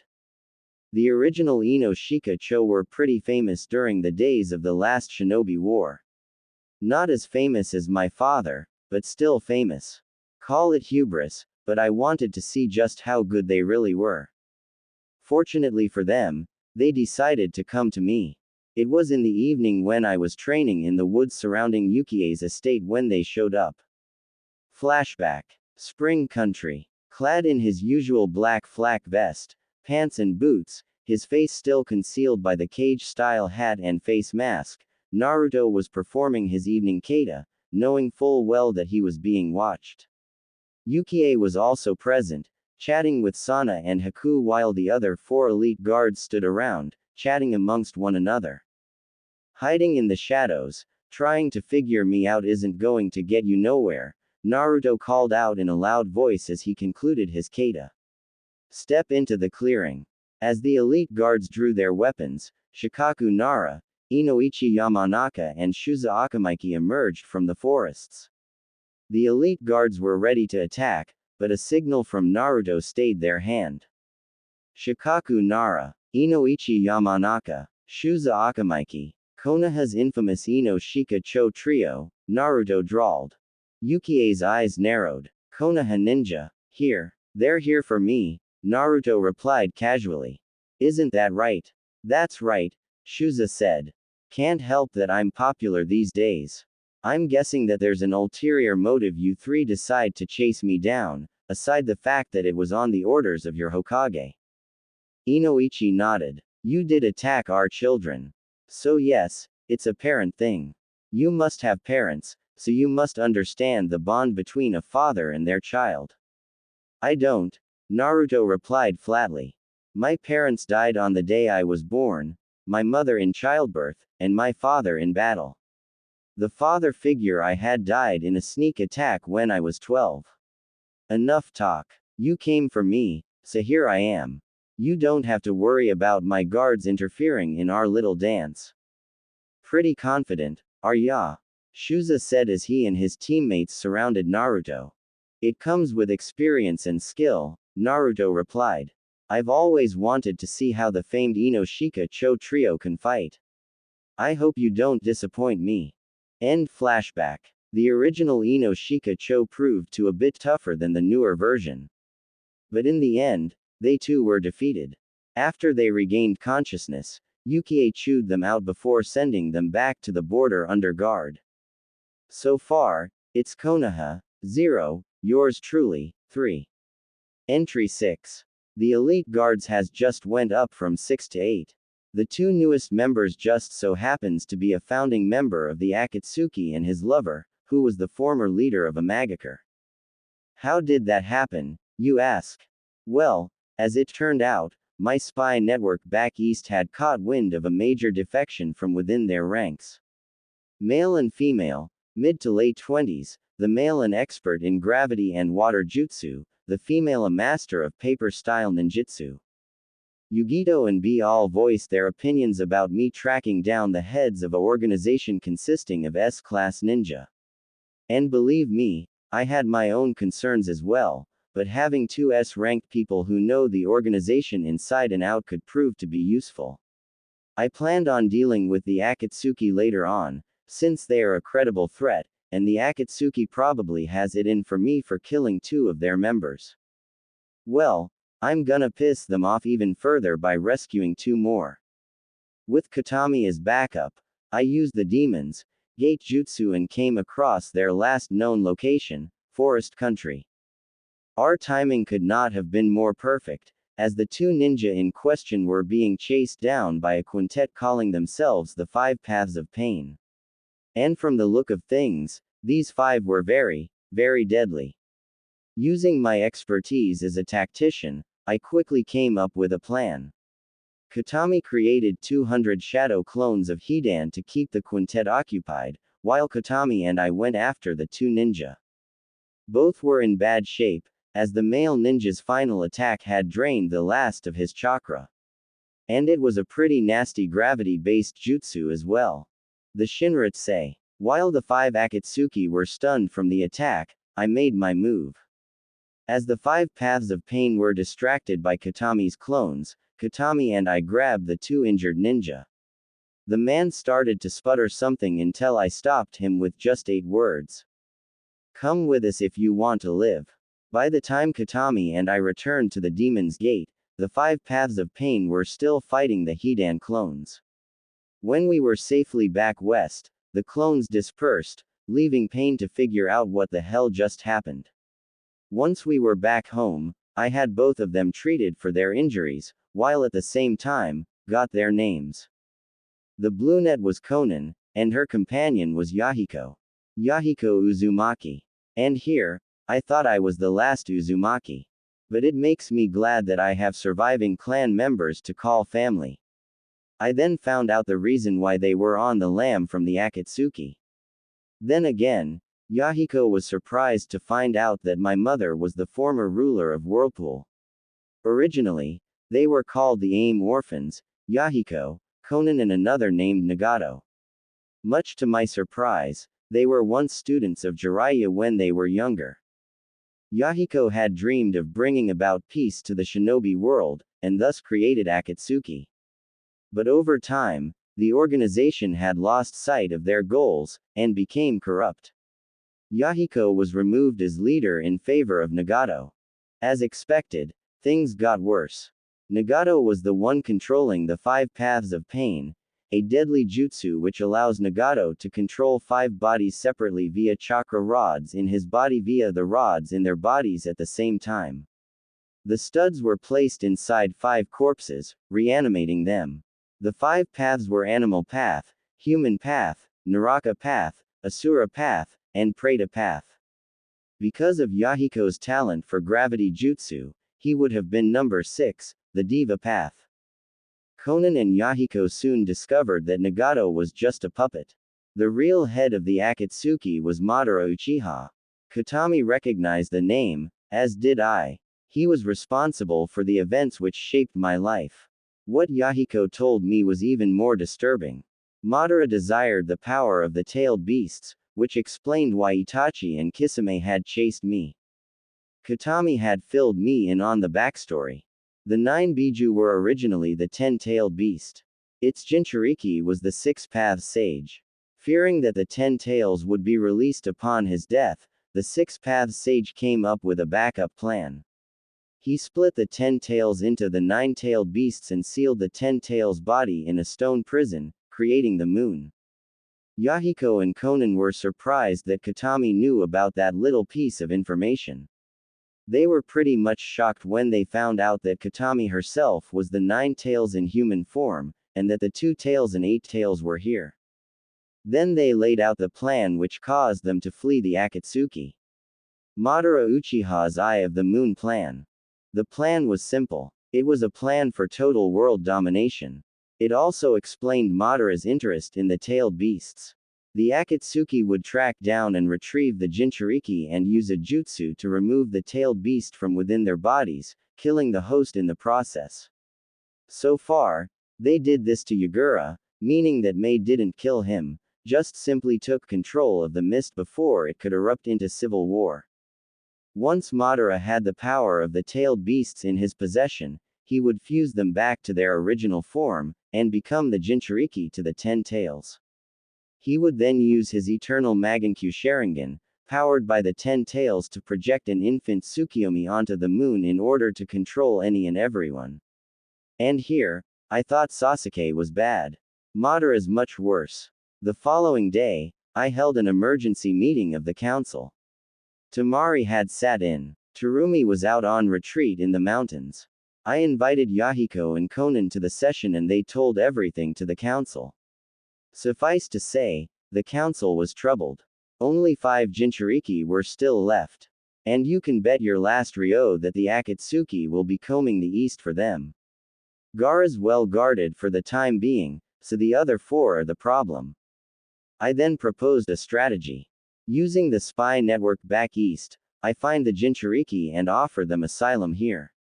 The motion was passed. As for Konan and Yahiko, I had them placed on probation until the Akatsuki was destroyed. At least Yahiko and Konan understood the severity of the situation.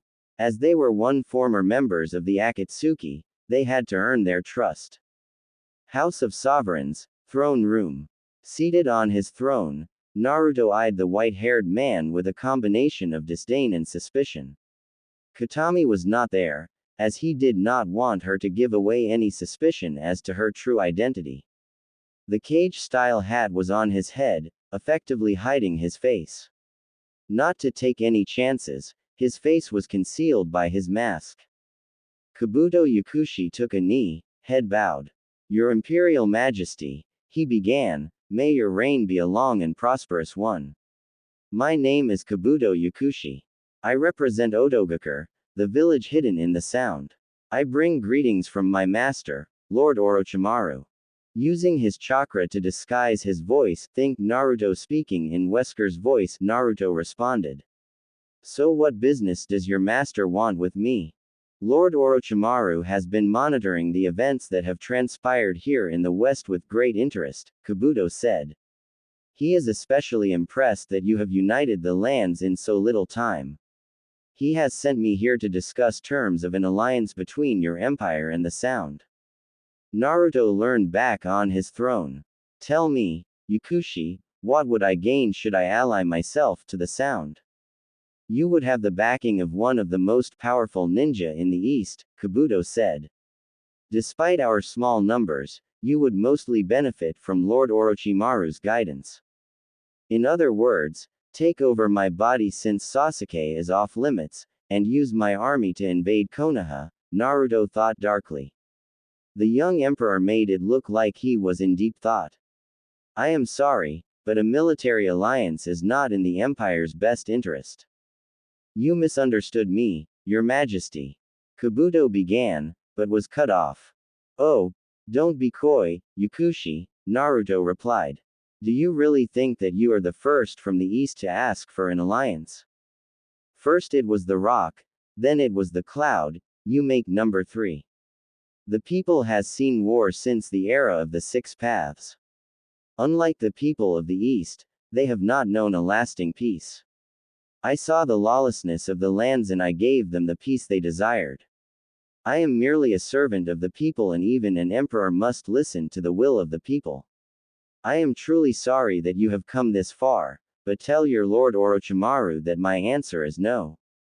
Kabuto slowly nodded. I see. In any case, Lord Orochimaru will be disappointed that you will not agree to the alliance. I thank you for your time, your majesty. With a wave of his hand, Naruto excused Kabuto. As soon as Kabuto was out of the room, General Kazuma of the Shadow Company emerged from, quite literally, the shadows. That went well, Kazuma said. Even better than expected. Have your men tail them, Naruto replied, removing his mask and returning to his normal voice. Make sure that they are on the first boat out of Kimen. I don't trust him, or the snake. Why? What did Orochimaru did to you? Orochimaru killed my mentor, and grandfather to Maru Sarutobi, Hiruzen Sarutobi, Naruto replied as he rose from his throne. Between the snake and Konoha. I hate Orochimaru more. See to your orders, Kazuma. Kazuma bowed. Right away, my lord. End flashback. I was tempted, honestly tempted to kill Kabuto and declare war on Orochimaru. But I held back. Killing Orochimaru would bring complications that would haunt me later on. Kazuma would later report that Kabuto and his sound envoy had returned back east without incident. Entry 9. Takuma was invited to a martial arts tournament in T country.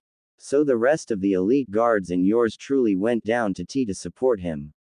Actually, I had to meet up with one of my informants who had information on Mist Country's Jinchuriki, the renegade ninja Utakata. Plus, Mei was going to be there, so I had to talk to her about giving Utakata a pardon for going rogue. With the exception of Mei and Gaara, most people here don't know that I am the Emperor of the West. All they knew about the elite guards is that they fought alongside the Emperor, and one of them would be competing in the tournament. I like playing the enigma. It makes it even more sweeter when those who ridiculed and hated me find out what I've become. Then again, there's Iowa and the fact that they hate my father's guts to the point that they would try and go to war against my home. Maybe if I crush the strongest village in the shinobi lands, then that would make the others fall into line. Nah, I want to be remembered for bringing about an everlasting peace, not for starting a shinobi war. If Iowa does want a piece of the son of the Yondaime, I'd be more than happy to give it to them, on the receiving end of my sword. Sorry, where was I? So I invited Mei to the Pakara merchant house in Tea Country to discuss Utakata. When Mei asked me why, I simply told her the truth. The Akatsuki are looking for them, seeking the power of the tailed beasts. My plan is to simply intercept them, to protect them, and to give them a home, a place where they can belong, to live their lives in peace. That pretty much cinched it for Mei, so she issued a pardon for Utakata on the spot. The tournament lasted 3 days.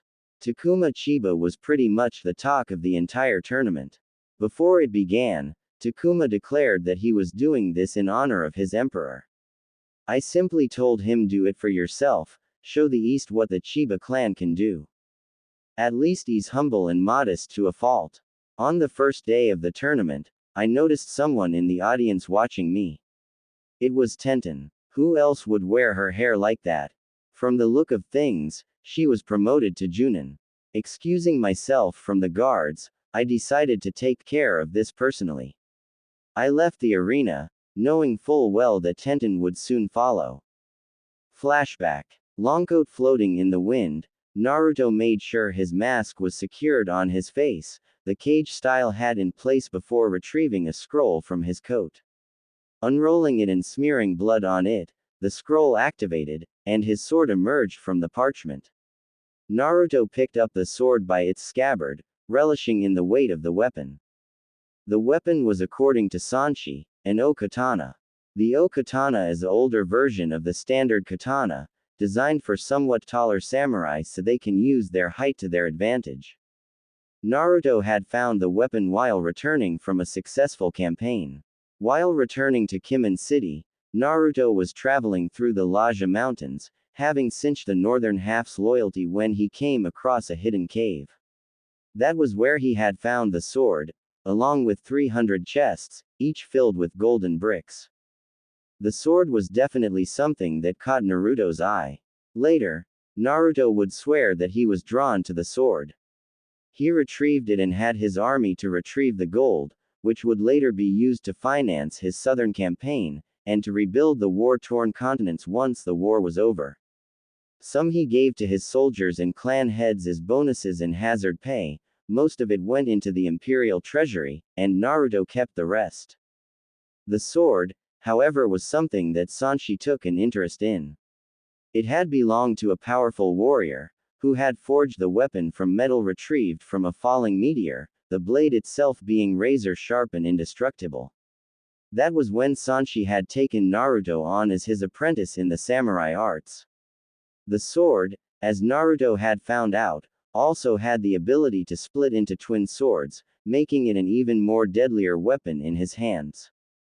Naruto sensed movement from behind him, and smiled. Tenten has arrived. Either you're pretty brave, or pretty reckless to come alone, Naruto said as he turned around, facing his newest opponent. I could say the same for you, Tenten replied, sword drawn. You're pretty infamous in Konoha. So I've heard. You're the fourth encounter I've had with the leaf, Naruto replied, eyeing the Junin vest she wore underneath. She's in her allied shinobi forces uniform rather than her Shippuden outfit. He removed his longcoat and placed it to the side before drawing his sword and rested the scabbard alongside a tree.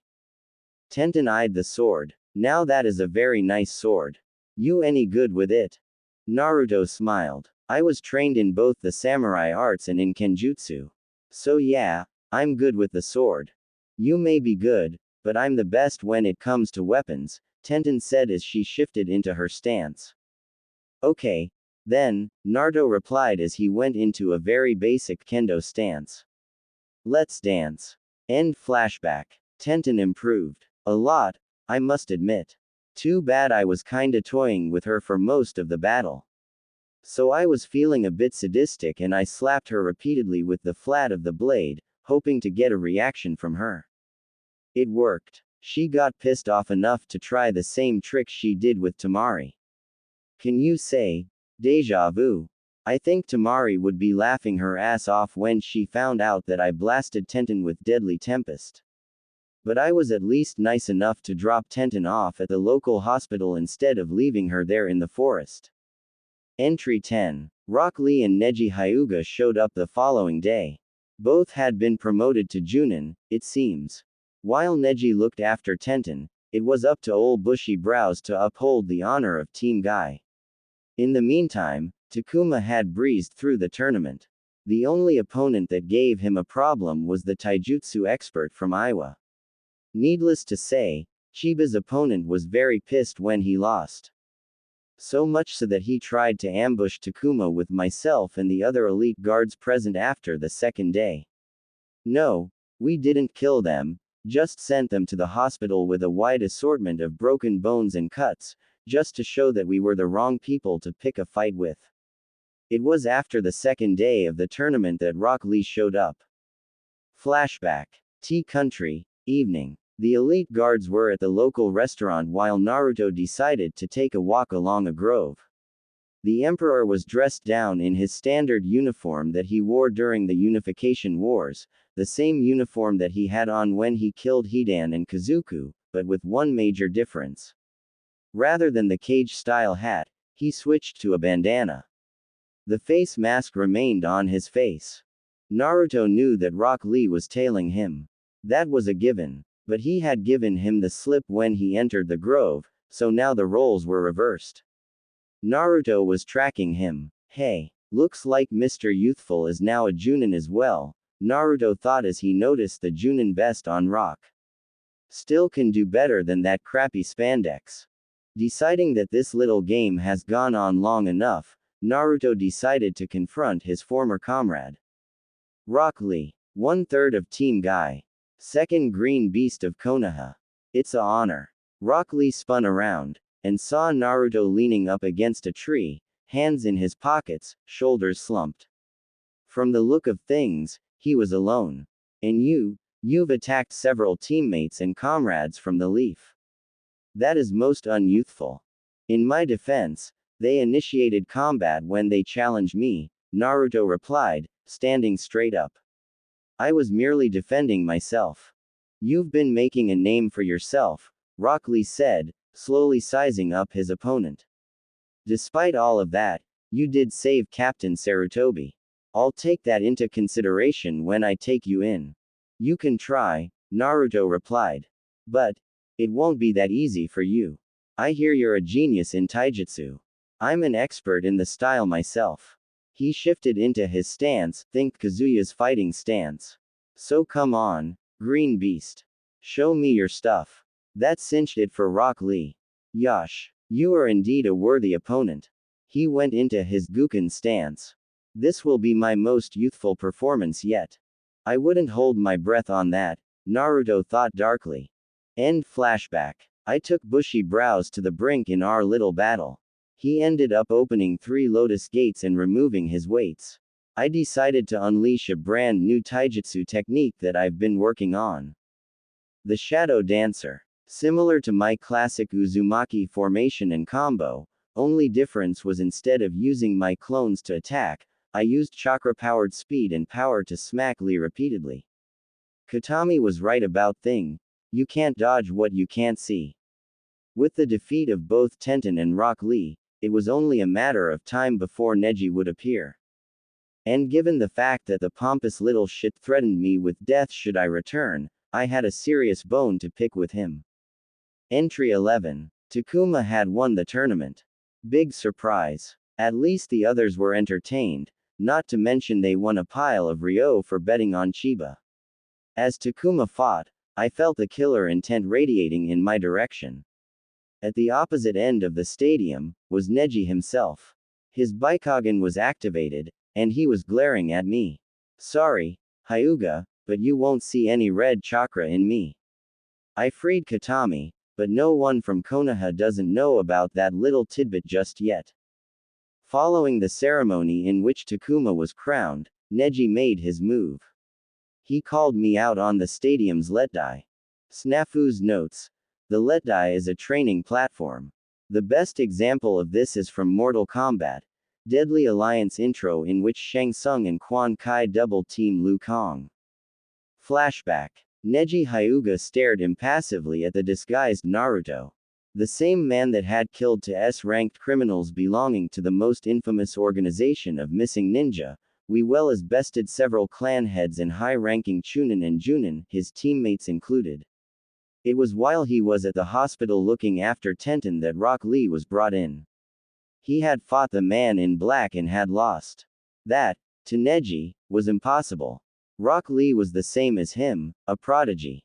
Despite losing to the man in black, Rock Lee was in good spirits. He may had lost the battle, but the man in black had earned his respect. It was during the awards ceremony that Neji had crashed the ceremony, issuing his challenge to the emperor. You deserve praise for making it this far, Neji began. But your luck ends here. As it is fate for me to be a member of the branch family of the Hyuga, fate has deemed me as the winner. I will defeat you and bring you back to Konoha. Naruto frowned. Neji had never gotten over that crap about fate. Then again, he said the same thing when he was banished. I never got this far by living my life bound to fate. Fate and honor are designed for one thing. They are designed by weak people to keep the strong in line. There is no such thing as fate. There is only choice. The choice to do what is right. The choice to make your own destiny. Neji's eyes were alight with anger as he activated his Byakugan. You lie. No one can change their fate. There was one who said the same thing, but he turned out to be a demon in disguise. You will see soon enough. I will show you why I am considered the best in the Hyuga clan. Oh, that's it, Naruto thought. If the beatdown I gave him back during the Chunin exams was bad, I'm gonna do worse here. Sighing, the former Konoha ninja cracked his knuckles. At first, I was just going to fight you. Now, I'm gonna kick your ass. To his elite guards and the judges, he barked out, leave us. He is mine. As the elite guards and the judges piled off the letdai, bets were being taken. Neji was well known in the East for his skills in taijutsu, but he had never faced off against a revamped Naruto. This time, his chakra system wasn't messed up like last time. He was going to rip Neji a new one. End flashback. Neji knew only one taijutsu style. I know two. And since the shadow dancer technique was so nice, I did it twice. When Neji attempted the 64 palms, I let loose with the shadow dancer. And just to be a total ass, each time I hit him, I struck his chakra points. Yeah, I admit it. I was a total jerkass when we fought. I had seen the Jiyuken in action many times back in Konoha. When I was chased by the villagers, I was on the receiving end of it by some unruly Hyuga asshole who had too much to drink and wanted to take it out on the Kyuubi brat. As he slipped into unconsciousness, I left him with a parting shot. You claim to be the best, but you fell like the rest. Entry 12. No one from Konoha attacking me today.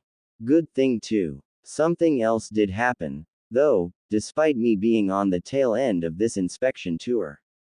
I heard reports of Iwa having not one, but two Jinchuriki, both former Iwa ninja who had resigned and decided to wander.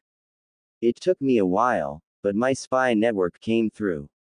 The ninja in question were Roshi and Han, Jinchuriki to the four-tailed monkey and five-tailed dolphin horse respectively. The bad news was that they were both being pursued by the Akatsuki. But even bad news can be a blessing in disguise.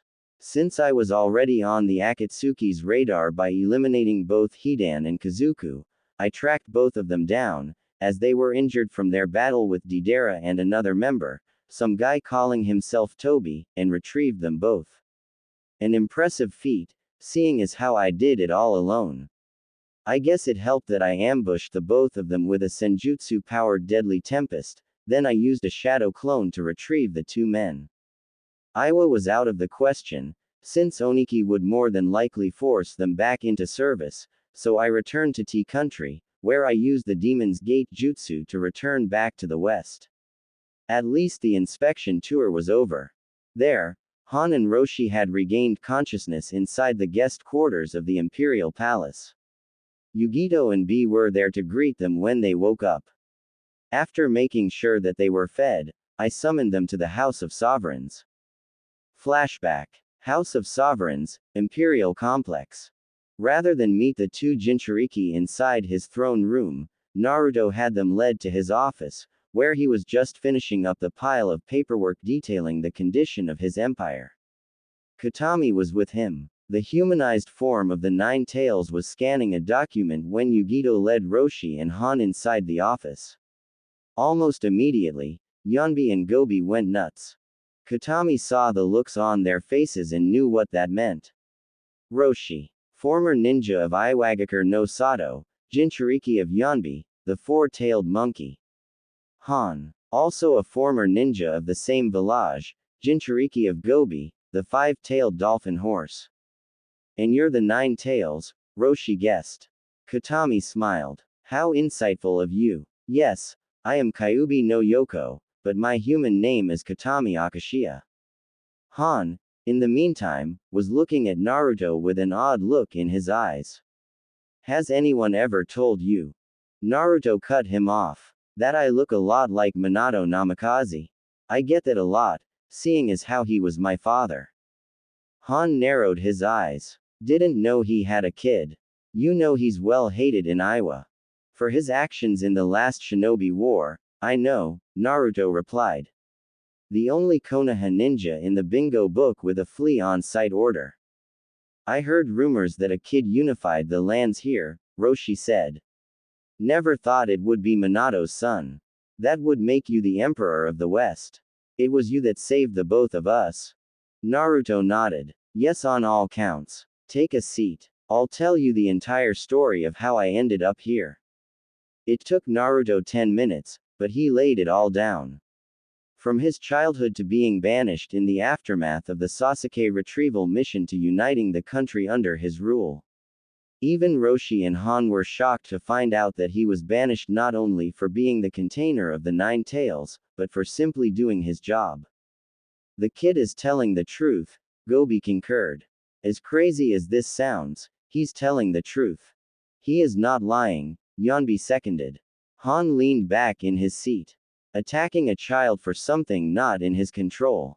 Such a disgrace. Banished for doing your job.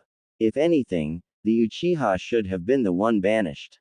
Roshi nodded. Indeed. And the council's been blocking your progress despite your devotion to the leaf. Naruto nodded. He then changed the subject. Have you ever heard of the Akatsuki? The two men nodded. The Akatsuki are gathering the Jinchuriki for something big, Naruto explained. My spies have been sending me reports about their motives. Does the name Madara Uchiha ring a bell? Both men nodded. Naruto explained that Madara was the mastermind behind Akatsuki, and that he wanted the power of the tailed beasts for his Eye of the Moon scheme, of which Naruto had explained to both men. So far, Naruto had remained one step ahead of the organization of S-ranked missing ninja. His interference in their attempts to capture Roshi and Han was another wrench tossed in the gears. So you saved us from the Akatsuki? Roshi asked. Yup. Naruto nodded. In this case, the Jinchuriki should be united against the Akatsuki. They sent Itachi Uchiha and Kisame Hoshigaki to capture me when I was younger. They both failed. I rescued Yugito from them and offered B and his brother sanctuary within the empire.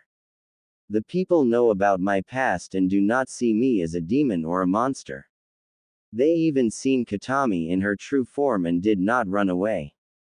What are you offering? Han asked. Sanctuary within the empire, Naruto said.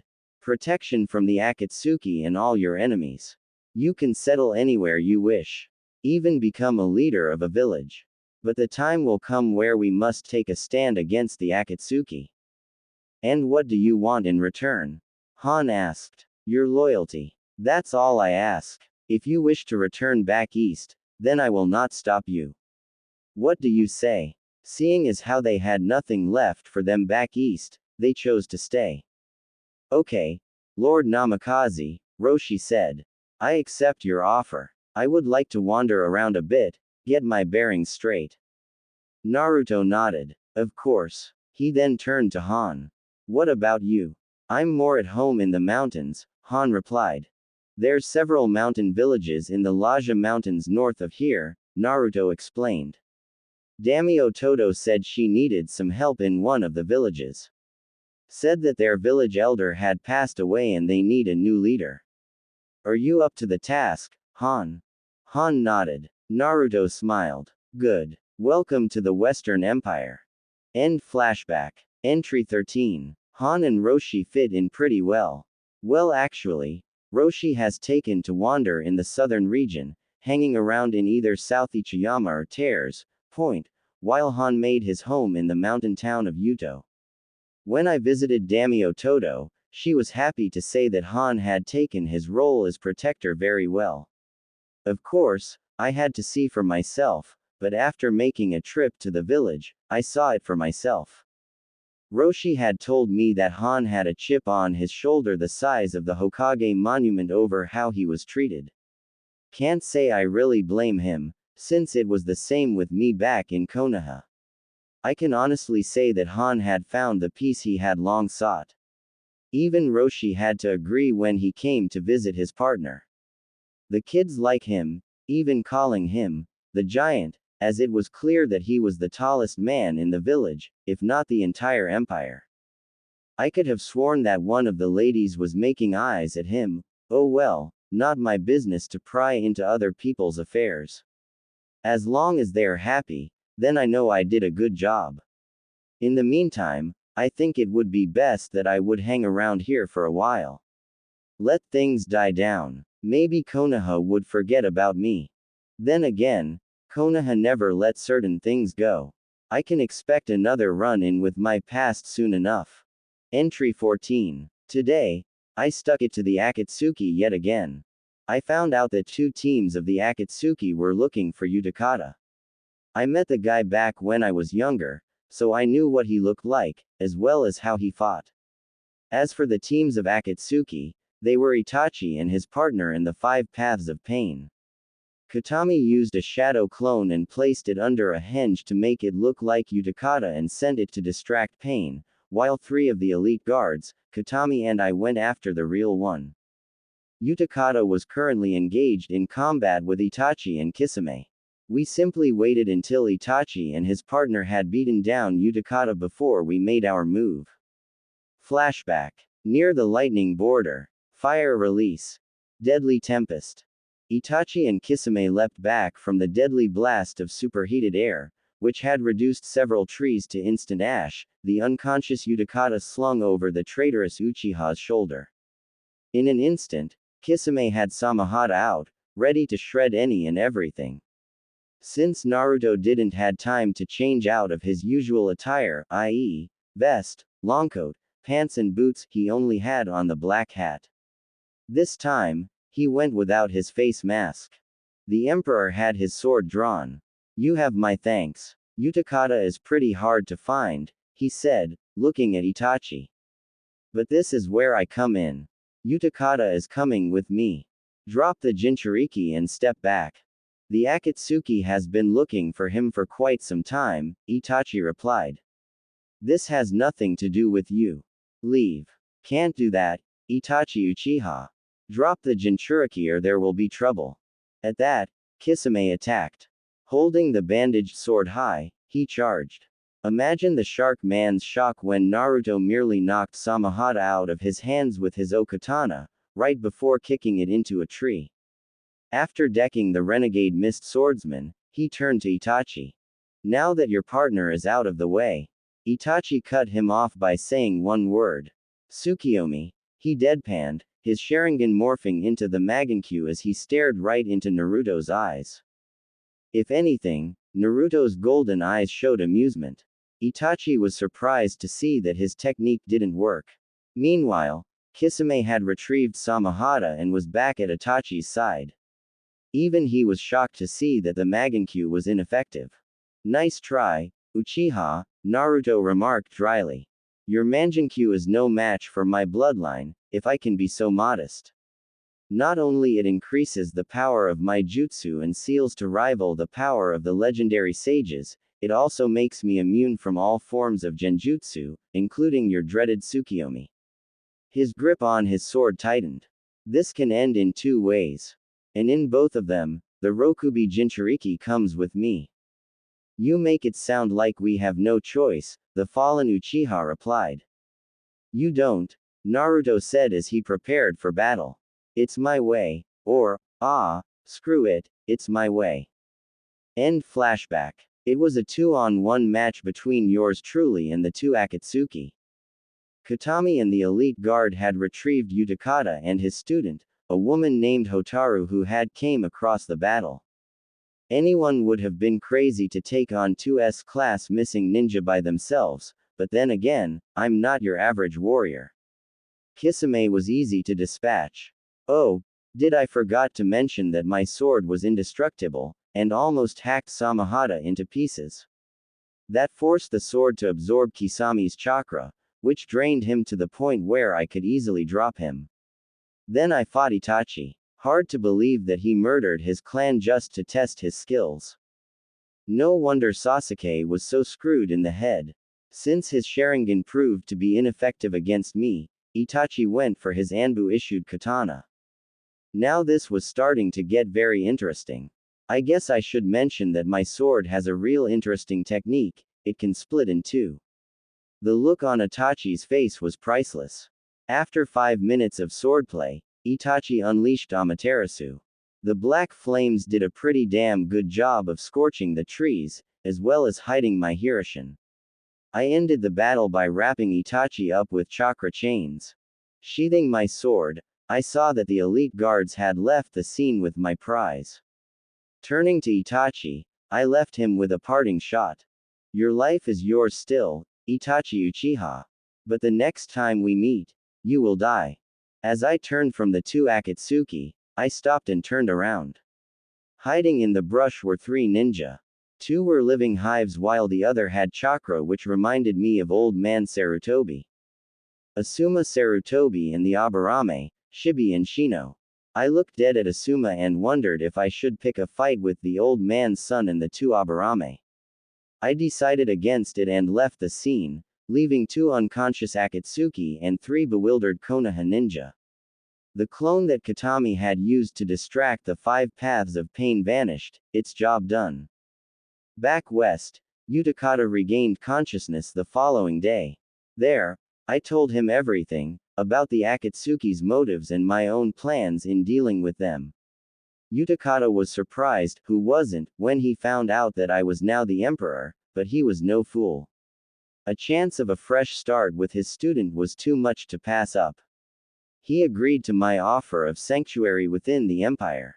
Konohagakure no Sato, the following day. Upon their return to the village, Asuma Sarutobi, along with Shibi and Shino Aburame headed straight to the Hokage Tower to deliver their report. Asuma had been released from the hospital the previous week, and was assigned patrol duty so he could get back into the niche of things. Instead, he and the 2 Aburame stumbled upon Itachi and Kisame near the lightning border and witnessed a confrontation with the man in black over Utakata. Only the shinobi half of the Konoha council was present, as Tsunade had ordered the civilian half to leave, as she was getting tired of their rampant stupidity, especially from Asuna Haruno. The civilian council wanted to place Jiraiya inside the bingo book as an S-ranked missing ninja, but Tsunade had refused. When they did it regardless, placing the Toad Sage as an S-ranked criminal with a retrieve on-site order, the Fire Daimyo was furious. Tsunade had suspended the civilian side of the council for a month without pay, while the Fire Lord reduced Konoha's military aid by half and sent their B and A ranked assignments to Wind Country for the next year. Jiraiya was no traitor, as the Toad Sage was in contact with the Fire Daimyo himself, and was granted immunity after leaving Konoha. Suffice to say, Jiraiya was taken out of the bingo book almost immediately. Even Danzo was against the council's move, which was surprising to most people. After all, Jiraiya was more useful alive instead of dead. Tsunade and the shinobi half of the council listened to the report with great interest of the confrontation with the man in black in the Akatsuki. Also present was Sasuke Uchiha, recently promoted to Junin. It was through his hard work, not because of his name, that Tsunade finally relented and allowed him to take the Junin exams. But Sasuke knew that Tsunade despised him for his role, which led to Naruto being banished. Sasuke was also interested in the man in black. He has, after all, came out victorious against the best Konoha had to offer. Now, he fought his brother and his partner and had soundly defeated them in battle. So it's true, Tsunade said. The Akatsuki are gathering the Jinchuriki. She only hoped that Naruto was safe. Jiraiya was no help, since he has deprived the Leaf his spy network. That can prove to be a problem for the Akatsuki, Shikaku Nara pointed out. Yugito ni, the container for the two tails, has disappeared following Uzumaki's banishment. And just recently, Han and Roshi have also vanished. The Akatsuki did not intercept them. If anything, I'm willing to bet that the man in black has something to do with those incidents. Sasuke winced. Uzumaki. He still blamed himself for his attempted defection. Naruto was banished for simply doing his job in bringing him back. He kept his distance from Kakashi and Sakura. Kakashi had pretty much abandoned Naruto, while Sakura still called for his death behind Tsunade's back. In the months following Naruto's banishment, even he saw that things had went bad for the Leaf, despite what the civilian council had said. Konoha had lost every single trade agreement and alliance it has forged because of his former teammate and has become a virtual pariah in the shinobi community. Iruka Umino was dead, having committed suicide in the months following Naruto's banishment. Like the others, he had forsaken Naruto in his time of need. It was Sasuke who had found his body, having slit his wrists with a kunai, unable to live with the guilt of betraying Naruto. Sasuke covered up the suicide in his official report, claiming that Iruka had simply lost the will to live. He was buried in the Konoha graveyard. Only Tsunade knew the truth. Iruka had left behind a suicide note. All it said was, "I'm sorry. He deserved better. We do not deserve his forgiveness. We all abandoned him in his darkest hour." On Tsunade's orders, Sasuke incinerated the suicide note.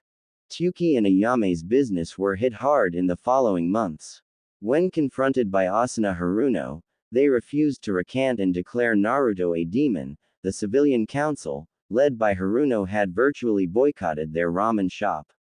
In retaliation, Tsuki and Ayane closed down and moved to Wave Country, where the people welcomed them with open arms. Sasuke had heard that Ichiraku's was doing a lot better than it did back when it was in Konoha. The man in black has proven to be a worthy adversary, Asuma continued. We also gained some new information regarding him. Such as, Shuza Akamaiki prodded. He has a bloodline, Shino said. He didn't say its name, but gave a detailed description as to what it can do. Captain Sarutobi stated in his report in regards to the confrontation with Hidan and Kazuku that Hidan's immortality was nullified with his seals. It's the most logical conclusion that the man is a top-notch seal master, of which he verified when he fought Itachi Uchiha and Kisame Hoshigaki. He said that not only his bloodline boosts the seal's effectiveness, Asuma continued, but casting genjutsu on him would not work, as his bloodline makes him immune, as Itachi failed to pull him into Tsukiyomi. It also nullifies the Sharingan's ability to copy jutsu. Lastly, his bloodline also allows him to cast senjutsu-level jutsu. No wonder why my Sharingan didn't work, Danzo thought, remembering the confrontation at the ruins of Chiraku's temple. But this boy is proving to be even more interesting every time I hear about him. I was careless the last time. He is a perfect candidate for being Konoha's ultimate weapon. Next time I see him, I will take him down. After defeating both Uchiha and his partner, he started to leave with his entourage, but he stopped and looked right at me, Asuma noted. His face? Did you see his face? Koharu demanded. Asuma shook his head. No, not his face. I saw his eyes. They were the color of pure gold. Then he turned and walked away. He had what he came for, so fighting us would have been moot. The bloodline could have something to do with his eyes, Shibi said. But that is just an estimated guess at best. Lady Hokage, this is very unnerving news, Hanmura said. We should place this man in the bingo book as AA-ranked criminal with orders to retrieve on sight. Whoever this man is, he has not killed any Konoha ninja, the Godime replied. And you know the law, Mitokado. Unless a Konoha ninja dies at his hands, then we cannot place him in the bingo book. I honestly think that the civilian council's stupidity is rubbing off on you and Koharu. Ignoring the blubbering advisors, Tsunade continued. My order still stands. Find him and bring him in. I don't care if you have to use diplomacy or brute force. At that, Sume Inuzuka smiled. After seeing the failed attempts of both generations of the Ino-Shika Cho trio, Team Guy and Danzu's Root Anbu, the feral clan head was itching for a chance to fight the mystery man. It had been a while since the elite Junin had a good match, and she felt that the mystery man could give it to her.